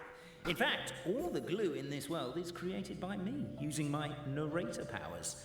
I make it. I knew it. Residents just gather what they need. I knew it. I knew you were the narrator. Oh, I'm so jealous of you guys right now. You can just jump out of your shoes and keep running, but Wait, I'm wearing... The unnamed minion made You're a wearing last-ditch boots. escape attempt. He began his long climb, up the wall, the tall wall. He began his long climb up the tall wall. Oh no, that's not good. Call that a tall wall? In urgent Neko parcel mode? I'll scale it in no time. I surrender. That was fast. It's going fine. Thank you so much for asking. All right, I confess. That was fast. Yeah. Getting caught by you here was a backup plan. I don't know if what I've done will make things better or not. Time to come clean. I am the narrator, the one who's been guiding you all this time. Yeah, I figured. Gas, shock, my mind is blown. You're overdoing it a little bit there. Yeah. I only did what I did because... Because? Why are you suddenly spilling the beans? I poured my heart and soul into all this. I was worried you wouldn't ask. Hmm. The truth is, I was one of the first conscious beings ever made by the goddess of creation. And I've known for a long time that this whole world is just a fairy tale written by the goddess of fate. Oh. Interesting. I know they say that fairy tales are just made up for kids to read, but I refuse to believe that fairy tales are just fictional stories and nothing more. The reason why Constellation Metropole has 3 origin stories is that the goddess of fate wrote 3 drafts and couldn't decide which one she liked best. I see. Then her cat trod all over them, and they all got crumpled together, so the 3 worlds just sort of folded into one. The goddess of fate was torn between them anyway, since she couldn't decide which ending was best for the dragon or the kids. So when she saw what the cat had done, she simply decided to go with all 3. Who'd have thought? Well, what does any of this have to do with what you did? Yeah. You're not a fictional character, so you couldn't hope to understand my sorrow. Honestly, I don't think there's anyone in all of Simulanka who would understand. Every day that I experience, every interaction I have with another person, is it really all just a work of fiction? The only reason the 3 great clans wanted to find out the truth was for the pointless task of electing the supreme clan. I thought that once they'd learned the truth, it might make them curious enough to investigate further. But as it turned out, they just accepted it and carried on living the same old lives. I have to motivate them to keep looking for answers now that they think they've learned the truth. I have to make them uncomfortable with the superficial explanation that they took at face value. And I have to figure out, once and for all, while you real people from the outside world are still here, are we real? Aww. That's my full confession. Time for you to take me back. I'm guessing I'll probably be forced to make a public apology, then sentenced to half a day in solitary confinement. Half a day only? I Bruh. definitely deserve half a day. Yeah, I do Also, stream pass this sometimes message for on to fun. Cafe Bobarano Sorry, and Albizzi didn't if see you that could. there. The Great Clockwork Key was originally put in place jointly by the ancestors of the 3 clans. If the 3 of them had any ability to cooperate whatsoever, they'd have been able to remove it by themselves. Over all these years, not once have they ever tried removing it together. Oh, my poor child. Of course. There's one thing you've been mistaken about this whole time. The old person. Whose voice is that? The old person. Detective? Was that you? Your voice acting's actually pretty good. The reason How fairy ironic. tales are suitable for children is that they help them to understand the world. Fairy tales may be works of fiction, but at their heart Is this M? lies an internal logic that is undoubtedly real-world truth in a condensed form. I see. Perhaps they simplify good and evil, and perhaps they hide the darkness in metaphors. But let there be no doubt. The world within fairy tales is as real as can be. And by extension, you and your compatriots are also real. Goddess! Is it really you? The line that separates footnotes from narrative can never be crossed. Never the two shall meet. This is why you have never heard my voice before. But now you wish to break free from the story, and there's a cat nearby, so you can hear my echo. I see. Footnote. Just your echo.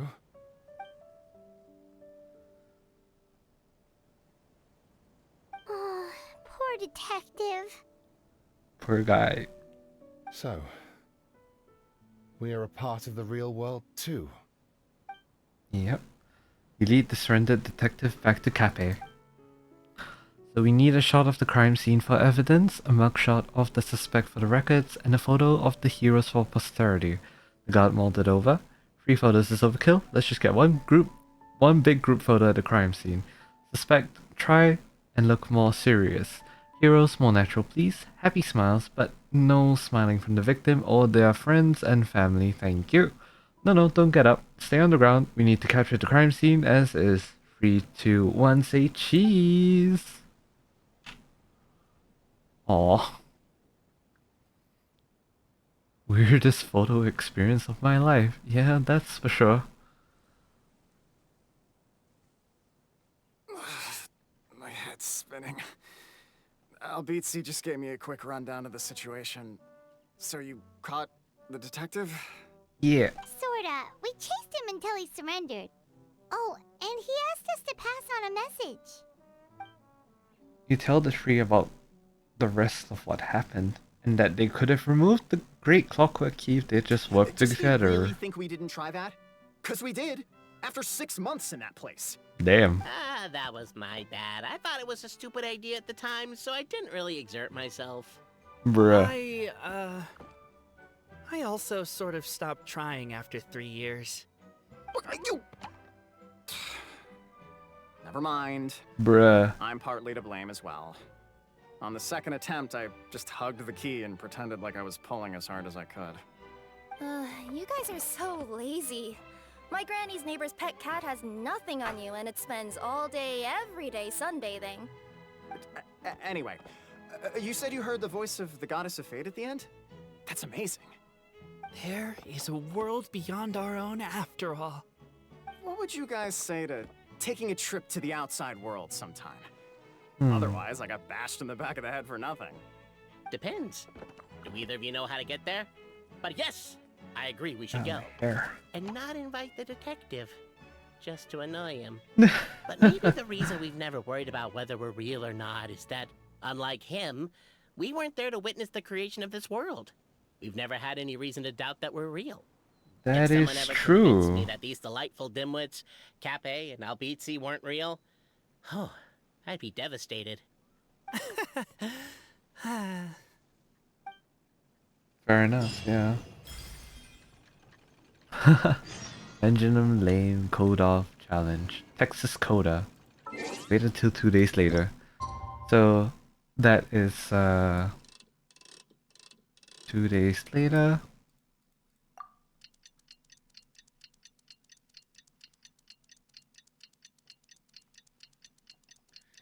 Can you see my chat? No. Lamau.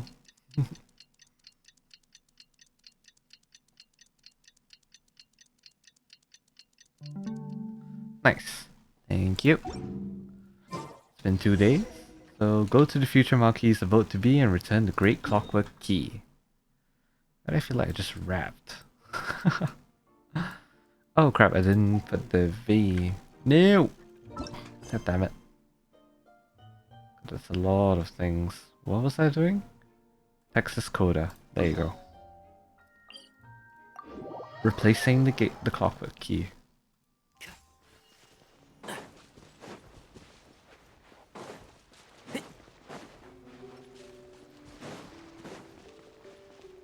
Keep up. Alright. Strange. No more narrator. Feels weird, huh? It really does.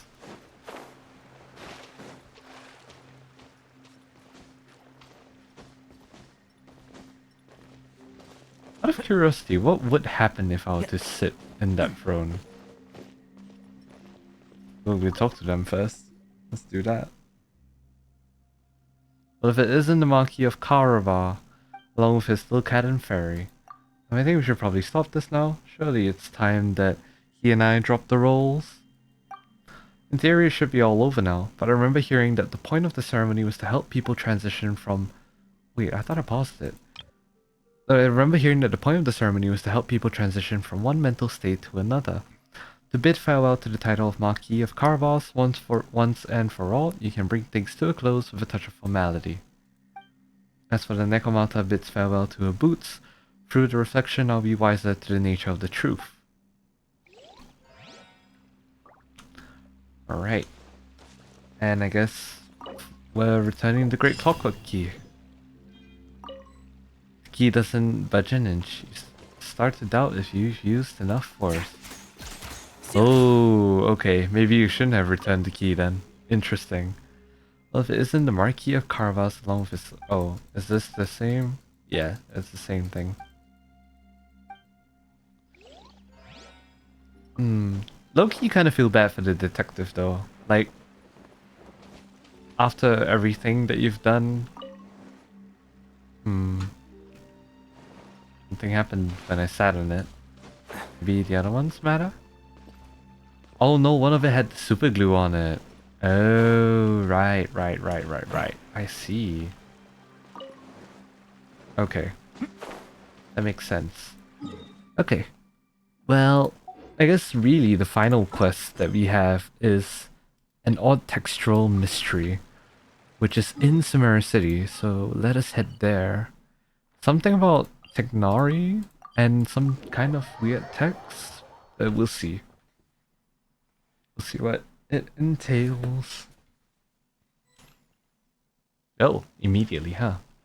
Oh right, didn't Kali say Samara City has been pretty lively lately? Aren't you even a little curious? Not really. Sounds fun to me. Right? Paimon agrees. Then let's go see what's going on. For our first stop, maybe start with the Academia? That's what all the info is, after all.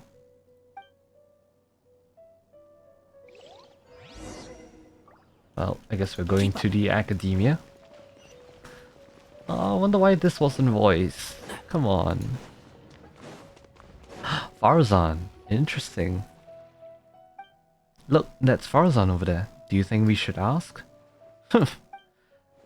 Even just glancing at the boring records gives me flashbacks. How awful that book was. How irritating. Farzan, what are you talking to yourself over there? I am Madam Farzan, after all. Sorry, my mouth is a bit dry. It's not out of place for me to mull things over out loud, wouldn't you say? But in this case... never mind. Forget about it. Why did the two of you suddenly decide to drop by? Well, about that. We heard something about a party and we didn't want to miss out. Kali told us that Sumeru is the place to be now. Apparently tons of interesting things are happening, so we thought we'd ask around. Any idea what she was talking about? Interesting things? What might Kali find interesting? Tignari's tail getting so fluffed up like a ball of tumbleweed, or Sino climbing a tree and getting his hood caught on a branch? Whoa, you really missed all that? Seriously? And nobody thought to tell me? Still, she said that there was something big everyone's been talking about. Can you think of anything slightly more significant? More significant? Something the matter, madam? Now that you mention it, it must be what I think it is. Recently, rumors have been going around about a certain book. Eek, that's a classic horror story opening. It's not some kind of forbidden tome or anything like that, is it? Forbidden tome? Ha! As far as I'm concerned, it might as well be. Tell me, have you ever read one of those really badly written detective novels? I don't think I have. I unfortunately did. Tell me exactly how bad it was. Ooh, leave this to Paimon. For example, the type where you start off thinking it's a locked room murder mystery, but it actually turns out that the whole building was just moved. That's right. Or it's supposed to be based on pure reasoning and logical deduction, but at the end it turns out the culprit has some superpower. Exactly. Or it starts out super serious, but in the second half it just reveals that everyone lost their memories out of the blue.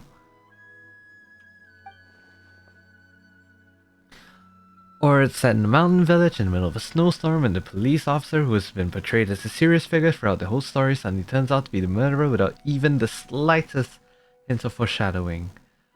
You're both being way too specific. You'll offend half the crime novelists into that if you keep going. Ahem, my apologies. I let myself get a bit carried away there for a moment. Anyway, to cut a long story short, I did borrow a book like that a few days past. So you borrowed a badly written book, but that happens to the rest of us. No, that's the problem. Blizzard swept mountain villages, superpowers, police officers who turned out to be criminals. This book had it all, and more. Reading it was tantamount to torture. And despite how complicated it wasn't engaging in the slightest. But there have been all sorts of rumors circulating about this book. Because of the strange marks drawn all over the pages, people are saying that it must be concealing secrets. Do you think there's treasure involved? I'm not sure, but there must be many who believe so. Not only have more and more people been borrowing it, but they've all been specifically asking for the marked up copy. Have you borrowed it too? Yes, I have. As you well know, I'm a scholar, so it's only natural to have a bit of curiosity. So, just what secrets does the center of the rumors actually hold? I read through carefully from start to finish. Most of the marks are circles, but in the beginning and end points of each stroke differ, as does the color of ink used. Interesting. Most importantly, all the names in the book have been circled. Not only that, many of them are adapted from famous figures in Sumer's history. Some speculate that these marks must have been left by different scholars over the eras, and each researching the book's secrets, each searching for a name they believed in. Others believe that they have a kind of notation made by different people belonging to the same organization, and that the names circled are their code names. Interesting. Still others think that it's some kind of encryption cipher, but even after finishing it, I came no closer to uncovering the mystery. Not only was reading it a complete waste of time, but sheer absurdity of the shoddy excuse for a plot several times over. I was so angry that I returned the book immediately, and when I came to the house of Dina today, I found lots of people skulking around. I suppose they're all still looking for that thing. No wonder you zoned out like that. I was guessing you wouldn't be borrowing any more detective novels anytime soon. Indeed. Paimon, Traveler, surely the two of you must understand how I feel. Yes, I do. Don't worry, madam, I feel your frustration. What's the book called? We'll borrow it and take a look ourselves. It's called Reasoning Knows Not Time of Day, but suspense always follows a blizzard. You sure it's a detective novel? Sounds more like the title of a light novel. Yeah, like one from Inazuma. Tell me about it. Anyway, read it at your own risk. It truly is unbearably boring.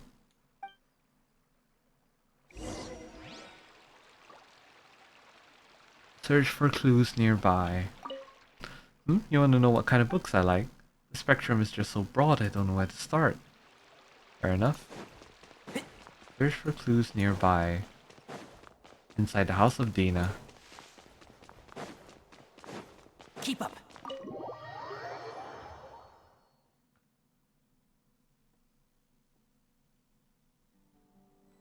Alright. So further up ahead. Good to know. What exactly are we looking for?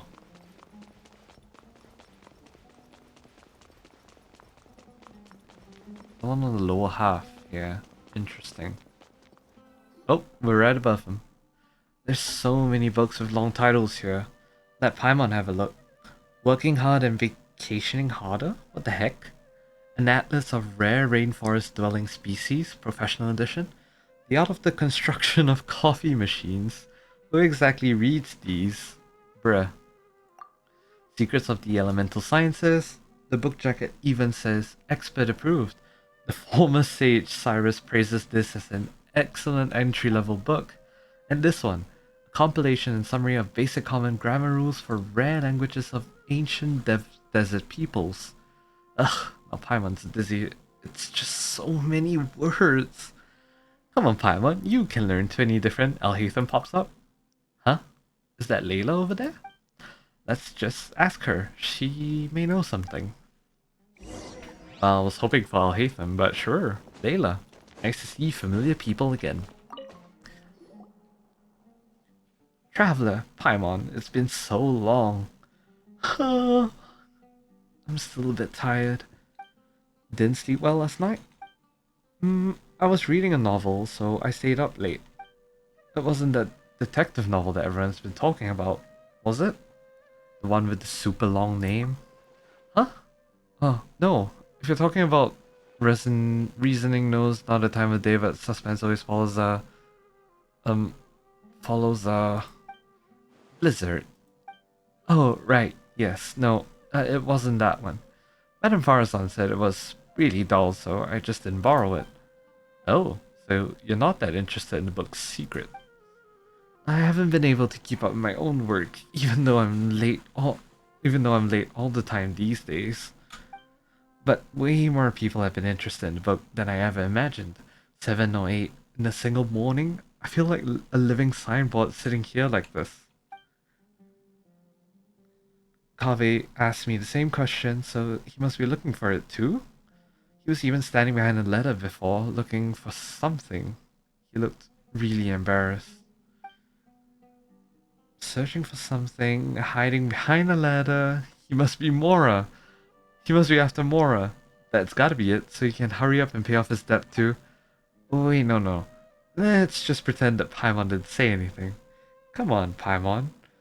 Layla, you're really sleepy, right? You must be dreaming this conversation. I didn't really get it anyway, but if you say so, it's a dream. Thank you. We'll keep on looking.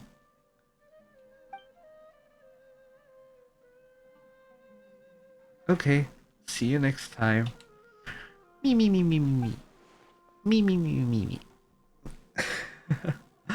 It's not often Layla falls asleep so quickly. Good for her. Paimon thinks we should go ask Kaveh now. If he's searching for the book, he must know something. Where is he now? Good question. But we could try hanging around where he might show up. There's a good chance he's there now, right? Where, in the palace of Alakazar's? Find Kaveh. Alright. Or at Alhaitham's place.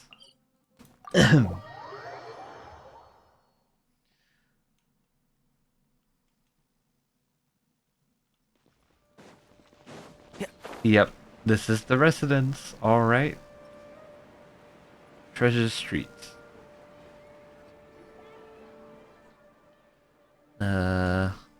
What are we looking at? Do you ever think we seem like a pair of thieves, hiding here to ambush Kaveh? It almost feels like we're here to extort him or something. I'm not sure why that is though. We just want to ask him a couple of questions, that's all. Don't make it sound like we're the baddies. When have you ever been bothered by your conscience? Eek, that sounds like footsteps. Quick, let's take a look. Stop right there, cut. Hey. Huh? Alhaitham? What are you doing here? Good question. Surprising indeed. I was under the impression that you knew I lived here. Good morning to you. Sexy man. Good morning. What can I do for you?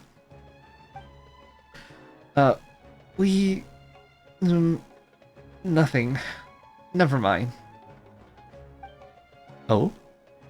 Goodbye then. Bruh. He just left. Does he have work to do or something? Footsteps again? Heading towards the door. Let's stop right there, Kaveh. What are you two doing here? Good question. Surprising indeed. Paimon was under the impression that you know the only reason we'd be here is if we were looking for you. True? Paimon, you don't sound like yourself. Looking for a certain book by any chance? Wait, what? Here's the deal. You and Paimon pull Kaveh to one side and in hushed tones tell him all about the That's Too Fast. How is it you guys know everything? There I was, thinking I had been super discreet the whole time. No one should have even noticed. Come on, get real. You really think that no one knows you live here? Hey, that's not fair. Of course, nobody knows except for Sino, Tignari, Kale, and the two of you. Right? Friends are friends, so if they know, well, they know. But what if a stranger overheard us? It would be a disaster. It might even impact my career. Anyway, about that book. You believe it contains intel about hidden treasure, don't you? Looking to get rich quick, are we? Yeah. Are you offering to help find it? Shucks, why didn't you say so earlier? There really is treasure. How about this? We help you find it, then split the loot 50-50. It's a deal.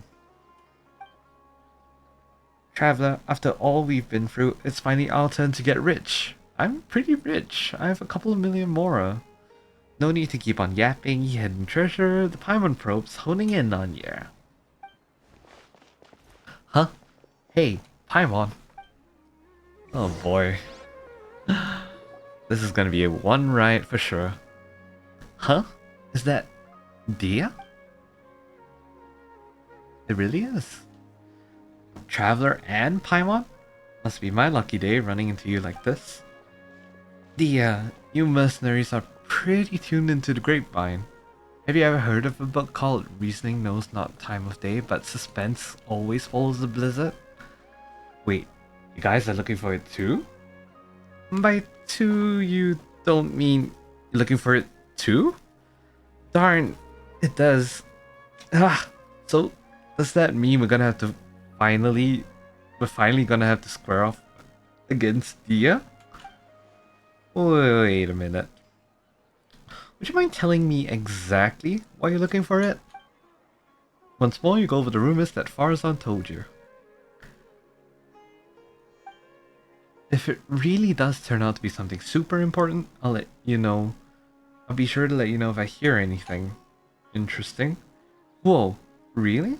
From your reaction before, Paimon thought you were after it too.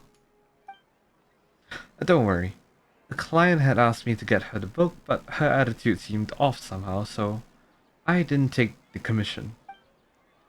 She's a smart cookie though, and it was like she was hiding something. So I thought she might have had an ulterior motive. Besides, I have other things to look into right now. Compared to some commission, it's more important that I uncover the truth behind the book. Very wise of you. Anyway, no time to lose. I better get going.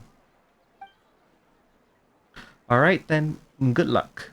And don't forget to tell us if you hear anything.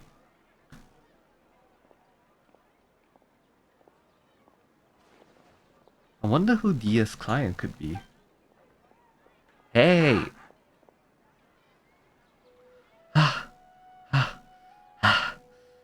Are you so fast? Flying's faster than running? Sorry, it's a traveler thing. Having been through so much, I run fast. Alright. Listen to me. It's like this. Paimon. Don't get your hopes up. That book, it isn't some kind of treasure map. It's just an unbelievably unremarkable, surpassingly ordinary detective novel. Huh? But didn't you just say there was treasure? If most people backtracked like that, I would think that they changed their mind and wanted to keep all the more for themselves, but that's not something you do. No, that's I'm sorry. I just couldn't bring myself to tell you earlier, so I played along with what you were saying. Here's what happened. I borrowed the book a month ago. When I opened it to the first page, I noticed one of the names was printed incorrectly. That night, I'd been drinking just a little, and I was starting to feel drowsy, so I picked up a pen and circled the name. As I'm sure you know, the House of Dina allows borrowers to annotate the books they take out. I'm in the habit of doing that too, so at the time I didn't give it any second thought. But after I was a dozen or so pages in, I realized that the names of all the characters in the book had intentionally been written slightly wrong. Maybe it would have been more accurate to say that the novel itself was quite strange. All the characters' names were based on real historical figures, but rather than using their original names, they had been tweaked ever so slightly. Most people assumed that the author had made a mistake or that there'd been a printing error when they saw spelling mistakes like that. I didn't find the content particularly appealing, so I returned it before I finished reading it. But later on, I heard that the book had suddenly become the talk of the town and that there were rumors about mysterious treasure or something, and you thought it had something to do with you. Of course. Certainly does sound like it. Yeah, and I also heard that now all the names in the book have been circled, not just one. I just haven't been able to figure out what in Tibet must have happened after I returned it. Did you tell anyone else that you borrowed it? Let me think. Tignari? The last time, ouch, we met, I also told him all about how poorly parts of the book were written. He said I made it sound pretty funny, so much so, in fact, that he suddenly wanted to take a look at it himself. You made it sound like it was so bad it's good. In that case, let's go find Tignari. That's fine with me, but I still have some work to finish up, and it's pretty urgent, so how about I head back first and we can meet up again later once I'm done. No problem. Hope your work goes well. Me too. Thanks. See you later then. Oh my god, my back. It hurt. Alright, so I assume we're going back to Gandavaville. Hell yeah.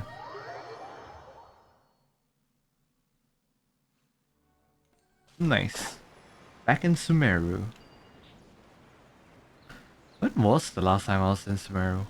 Also, Kave, you don't need to talk to Tignari. He's right here. He's with me. Wahoo!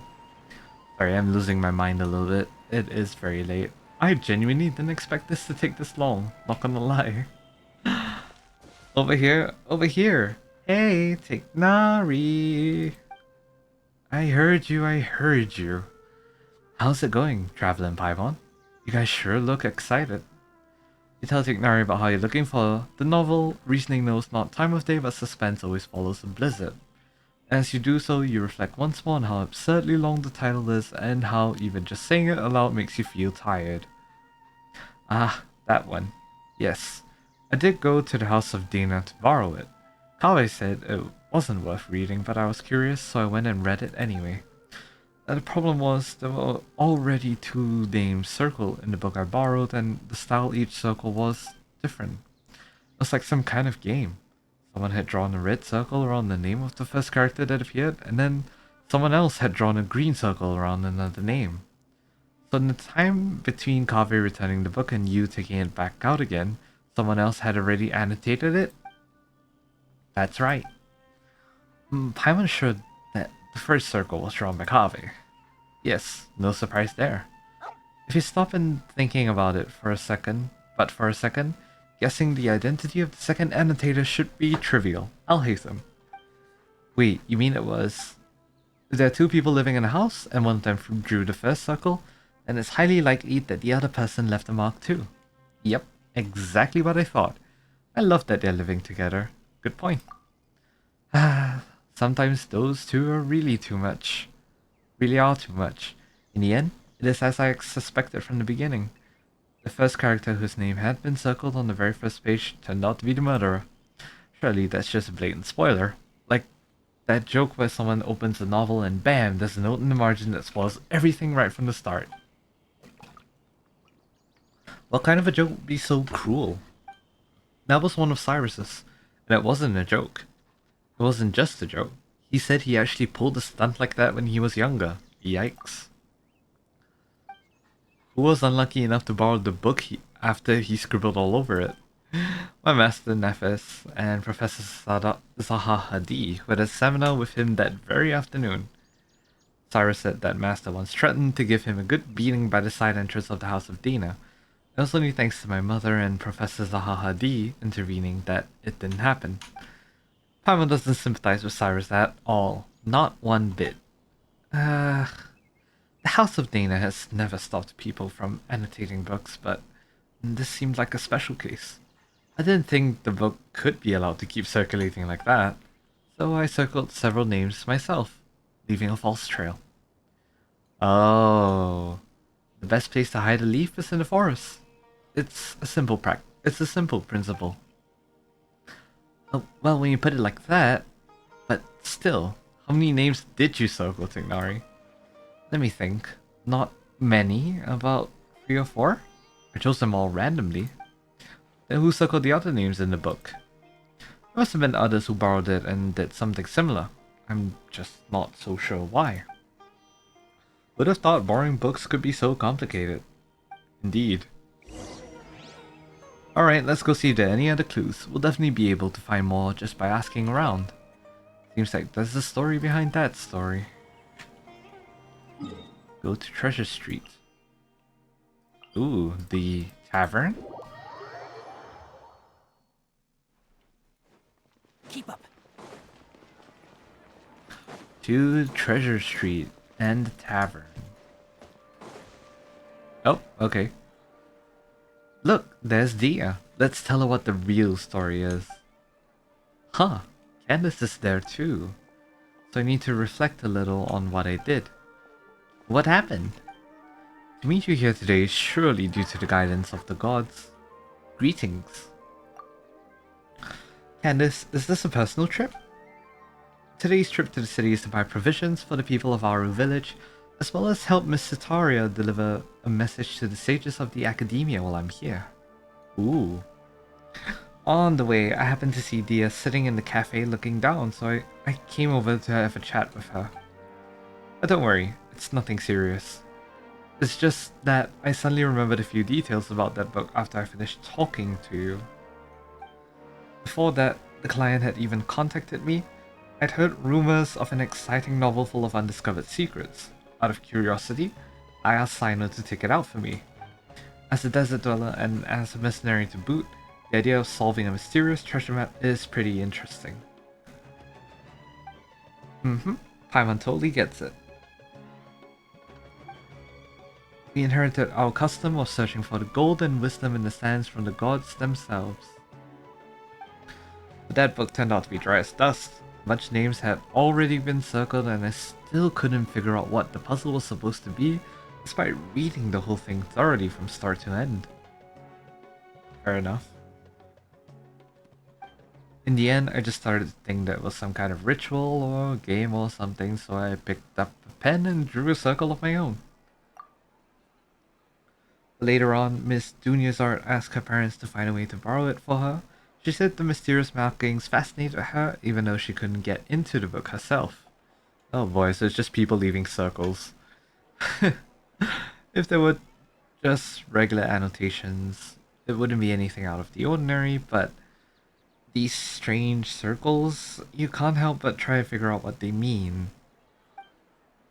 That's true. So, Dia, what you're reflecting on is having accidentally interfered with other people's reading experiences. Is that correct? Wait, hold on a second. Why did you tell Candace? She's a warrior, you know. Sometimes she has to interrogate criminals and other things like that. 2. Everyone recognizes that her job is sacred, so when we need to think over what we've gone wrong, we'll talk to her about it. Please, don't be too surprised, my dear traveler. To me, listening to other people's mistakes is just another way of protecting them. By speaking of your own mistakes and hearing sincere advice in return, improvement will come over time. That's the way we do things. But all she did was drew a circle. It's not like she was deliberately trying to mess with anyone. Besides, everyone agrees that the book itself is just bad. Don't worry about it, Dia. That's true. I was just telling Candace how bizarre it is. Be that as it may, it doesn't change the fact that it just ain't right to mess with someone else's enjoyment of a book. That's the bottom line. Anyway, Dia, please have faith that the gods will forgive your transgressions. Besides, you told me about a part of the story where one of the suspects in the case ended up crawling out of the village and on his hands and knees he was named Al-Ahmal. That's right. The detective in the book argued that he must have leapt across the broken bridge like a frog. Of course, you find out later on his conjecture was completely off base. Why is that? Because it turns out that Al-Ahmal has a superpower, so he could float across the broken bridge, of course. What the heck is the book even about? It sounds completely ludicrous. Al-Ahmal. It's simply too reminiscent of the good name of King Deshret, don't you think? Though considering how transgressive this book sounds, I don't think it's worth overthinking it. You're right. You know, can't help but wonder what our friends at the Temple of Silence would say if they somehow got their hands on this book. I'm sure those sages would be able to unpack interesting ideas from the text we ordinary people could scarce dream of. It's normal for there to be bridges outside blizzard-swept mountain villages and normal for them to get broken, but for a person to come across one by floating through the air? Why resort to such a lame plot device? Is it really a serious detective novel? Sounds more like something out of a comic strip. I'm sorry to get where Farzan was coming from.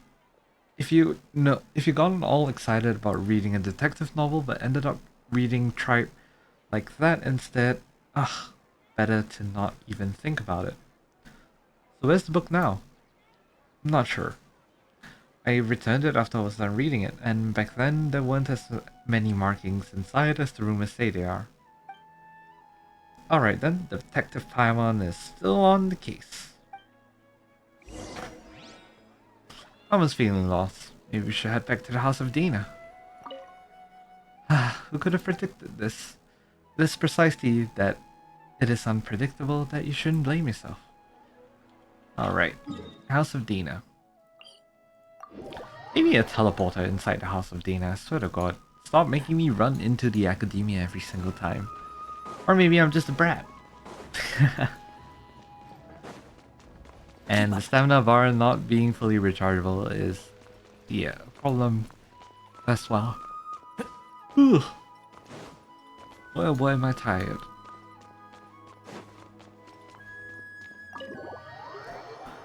Enter the House of Dina. Let's go. Hello. Has reasoning knows not time of day, but suspense always follows a blizzard been returned yet? There are 2 copies of this book. One's been marked up, and the other hasn't. I'm guessing you're looking for the one with the marks. Oh, you saw right through us.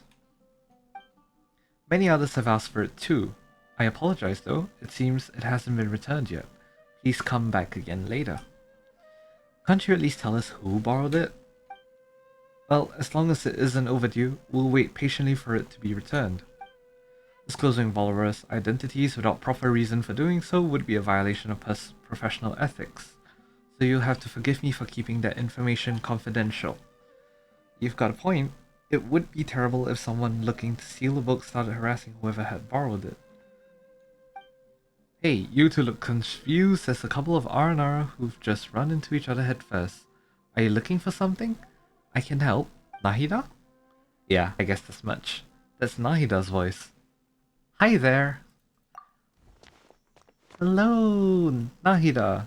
Oh, we're really meeting everyone again. It's like a reunion. The only people we haven't met are those from Inazuma and Lyria.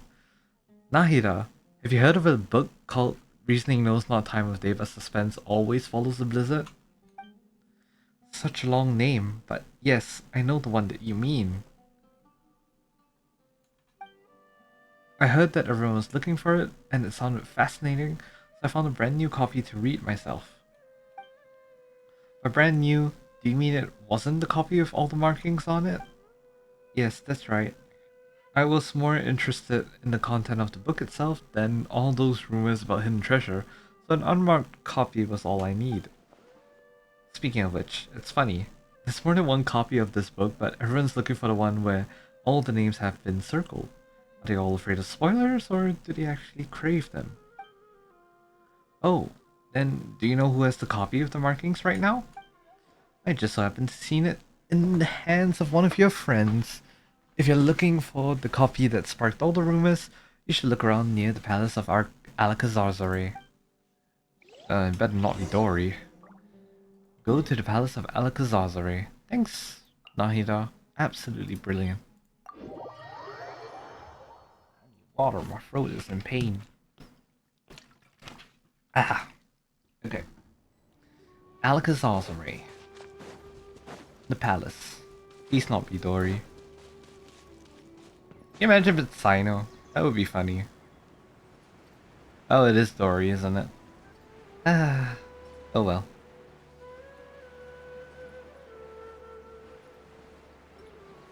And Sethos and Sino. Is that... Huh? Dory? Setho? Seth... Did I just say Seno?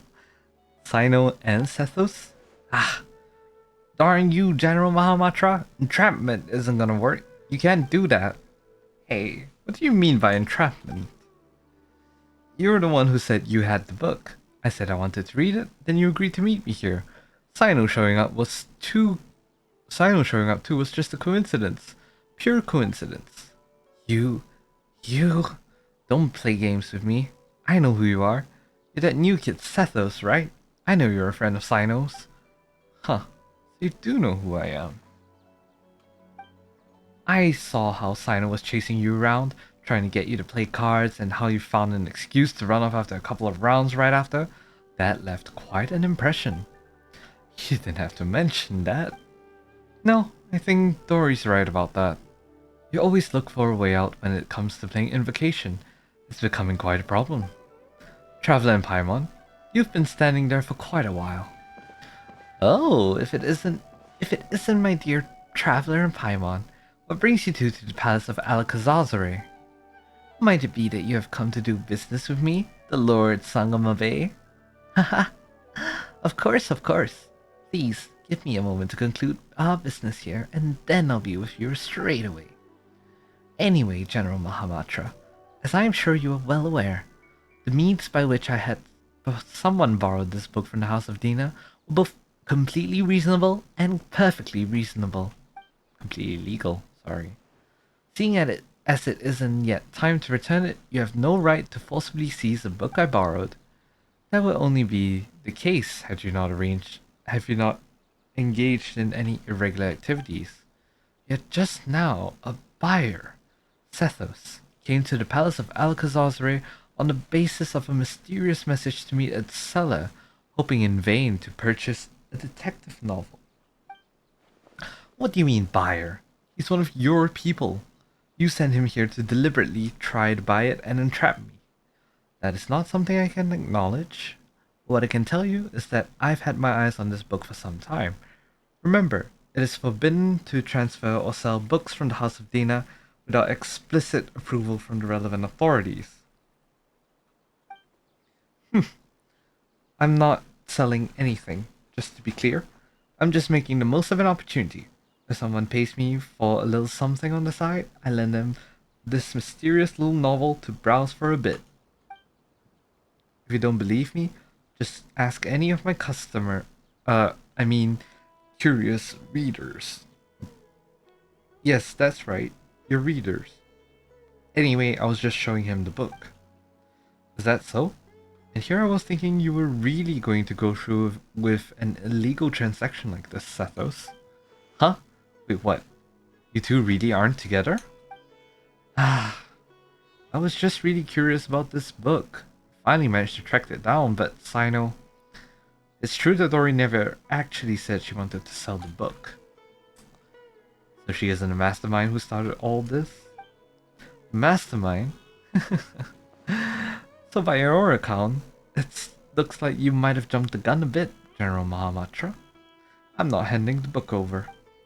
You may think you've played an A story, but when you opened the book just now, I saw the truth revealed before me. The book's return date is today. Ugh. That Sino sure got sharp eyes. That's right, I do have good vision. You have less than half an hour before the book is overdue. Give it to me, and I will return it. How could I just hand it over to you like that? This is a mysterious, super awesome, mega amazing paragon of illogical detective novels that is practically a treasure. I'm gonna make a fortune out of it. Should you really be admitting that part out loud? I didn't say I was gonna sell it. It's not like I was being serious. And how about this? Dory, Sino, why don't you two play a little game with the book as the stakes? That's one way of solving it. How about it, Dory? You dare accept the challenge? If you win, I'll turn a blind eye to the book for the time being. And if you lose, you'll have to hand it over. Ooh, sounds interesting. Very well, I'm in. What's the contest? Are both of you confident in your powers of mental recall? My memory's not bad. Yes, of course. And you both have read the contents of this book, correct? That's right. Huh? Sino? You've actually read it? Oh ho. Well, needless to say, so have I. In that case, I'll open up the book and flip through a few pages. And you tell me how many names have been circled. Best out of the three wins. Sound good? Eh? That's nuts. What? Chickening out? No, the game's on. Let's go. Good. In that case, the first page. 6. 6. Both correct. Next, the second page. I think it was 4? I'd say 4. Oh, both of you are right again. 2 draws, so it all hangs up on the next question. Listen up. Oh? Page 61. Oh, that's specific. Hyper specific. Eh? What? That I don't quite remember. 7? I know. The answer is 5. Absolutely correct. The answer is 5. Sino, is your memory really that good? I'm not buying it. How did you do that? It's not actually because I have a good memory, but because the circling of the names left a deep impression on me. After I borrowed it, I noticed the names of the first few pages had been selectively circled by different people. Each circle's penmanship was different, and moreover, I recognized 3 of the circles as having been drawn by Tignari. Few others used the same color ink as he does, so it was instantly recognizable. You even know that? Of course. Yes, I learned that habit of his a long time ago. At the time, I had just been promoted to General Mahamatra and would go to a secret base when I wanted to get through all the trivial tasks in my in-tray at once with minimal disturbances. I'll often find Tignari hidden away on a tree there doing his homework. Noticing the writing implements he favored wasn't exactly detective work. In all these years, he's never once changed the ink he uses. Back to that book. Anyone who's read it knows that the first name circle is the real murderer. Perhaps Tignari did not want the plot to be spoiled for anyone else, so he circled other names. Wow, you really know how to read each other. Annotating or marking a book is not in itself a violation of book borrowing regulations, but why are all the other marks there? Is there some conspiracy behind them? What do they have to do with Tignari? I want to get to the bottom of this, even if it's just for the sake of my friend. And to uncover the secret, you must become a part of the conspiracy. So I circle all the other names that were left in the book. I see. What? To think you do such a thing. There's no treasure at all? It was just you guys all along? That's right. Should you wish to hide a grain of sand, bury it in the desert. And in that grain of sand, I can catch a glimpse of the truth. And so you were drawn to it, making your plans, yet in the twist of fate, were discovered by me. No matter how vast this world is, you cannot run from the long arm of the law. Wow, you're making a meal out of this, aren't you? You really have way too much time on your hands. I agree. This is a lot of yapping. Okay, I give up. You win. Ahem. And that's enough for today. It's time for Lord Sangamabe to return to her room for some repose. Farewell, all.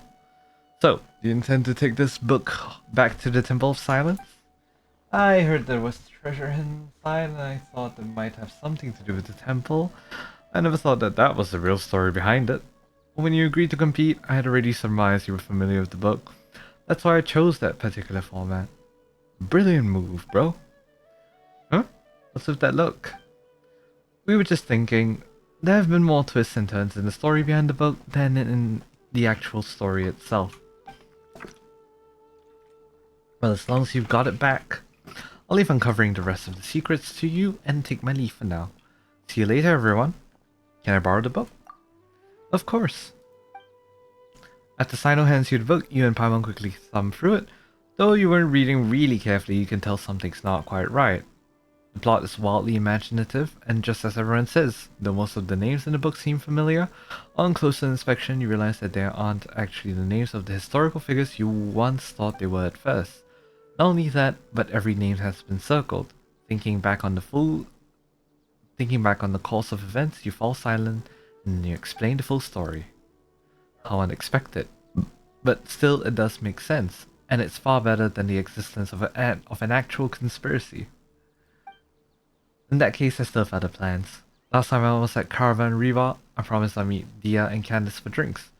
Traveler, could I trouble you to return the book for me? Sure, leave that to me. Thanks, friend.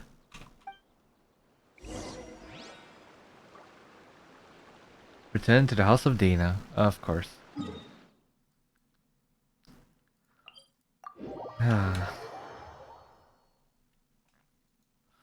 Not gonna lie, I love the domestic moments like these, but I kind of wish they were, well, voiced. It's a bit sad, yeah. I don't know, maybe it's just me.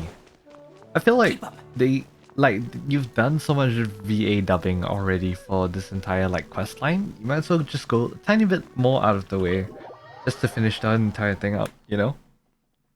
But that's just my 2 cents. Oh. Well, we're finally back. Now let's return this book. You really found the book? Amazing. I've been waiting here for it to be returned so I could see it as soon as possible. You recount the entire tale to Kave's eager ears. Huh?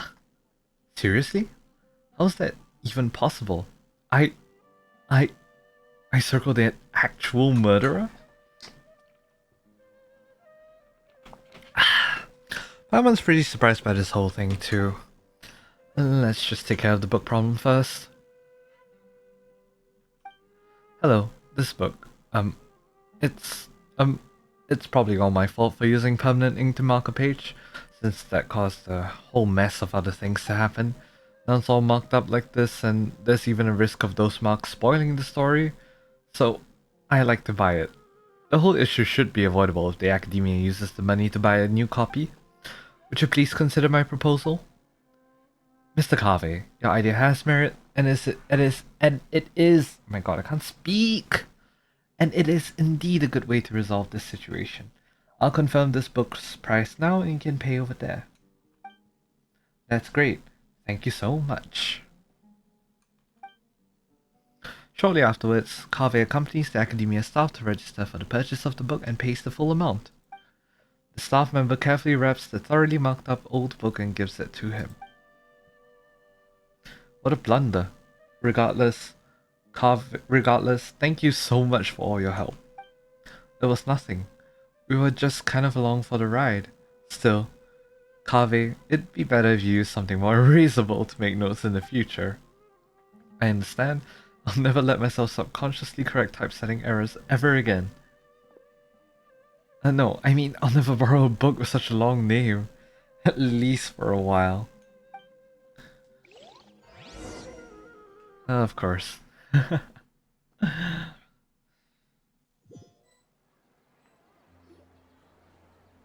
Ah, Al-Haytham, you're here. I was looking everywhere for you.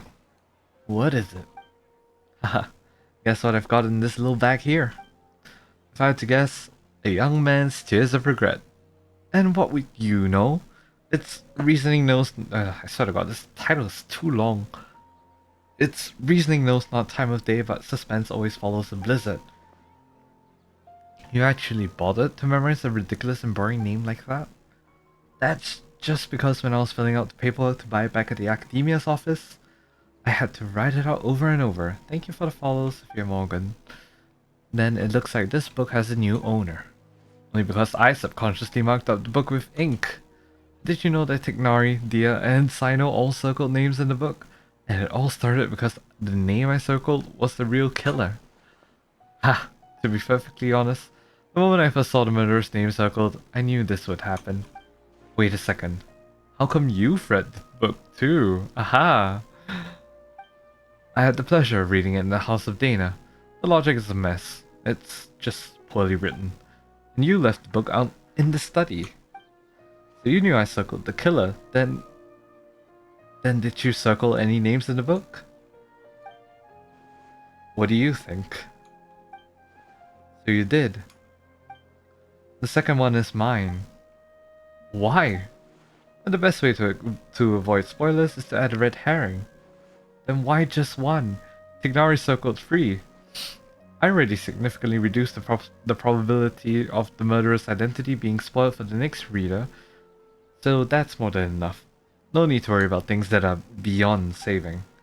And why isn't it just necessary? Using permanent ink to circle a name on this first page, that's obviously beyond saving. What kind of logic is that? I bet you just drew that circle for fun. If I must say so, then it's because of the circling of names is far more interesting than the book itself. Ah, fair point. In the end, I only have myself to blame for using up all my pencils. I need to go buy more. Congratulations. This is a one-of-a-kind out-of-print book personally penned by the hands of so many, now yours. Do you think I look happy about it? I don't even want it. If it was Paimon, she wouldn't want it either. And that's a no for me too. I would want it actually, not gonna lie. Just to keep it because like sentimental value, you know? It's touched everyone's hands. As wrong as that sounds. Alright, an odd textual mystery. And I believe that for real marks the end of all of the Fairy Tale Voyages story. Thank you so much for joining me on this. I am about to pass out. I cannot believe I sat through all of that. It was so long. Wow, okay. Like, I appreciate the story, the bantering, but holy crap. Not when I'm tired. I expected it to take like 2 hours at most. And we're at like almost 3 hours, Lamau. But yeah, I enjoyed the event quest. It has been really fun. Lots of implications for lore, for Natlan, and not only that, but the future of Tivat.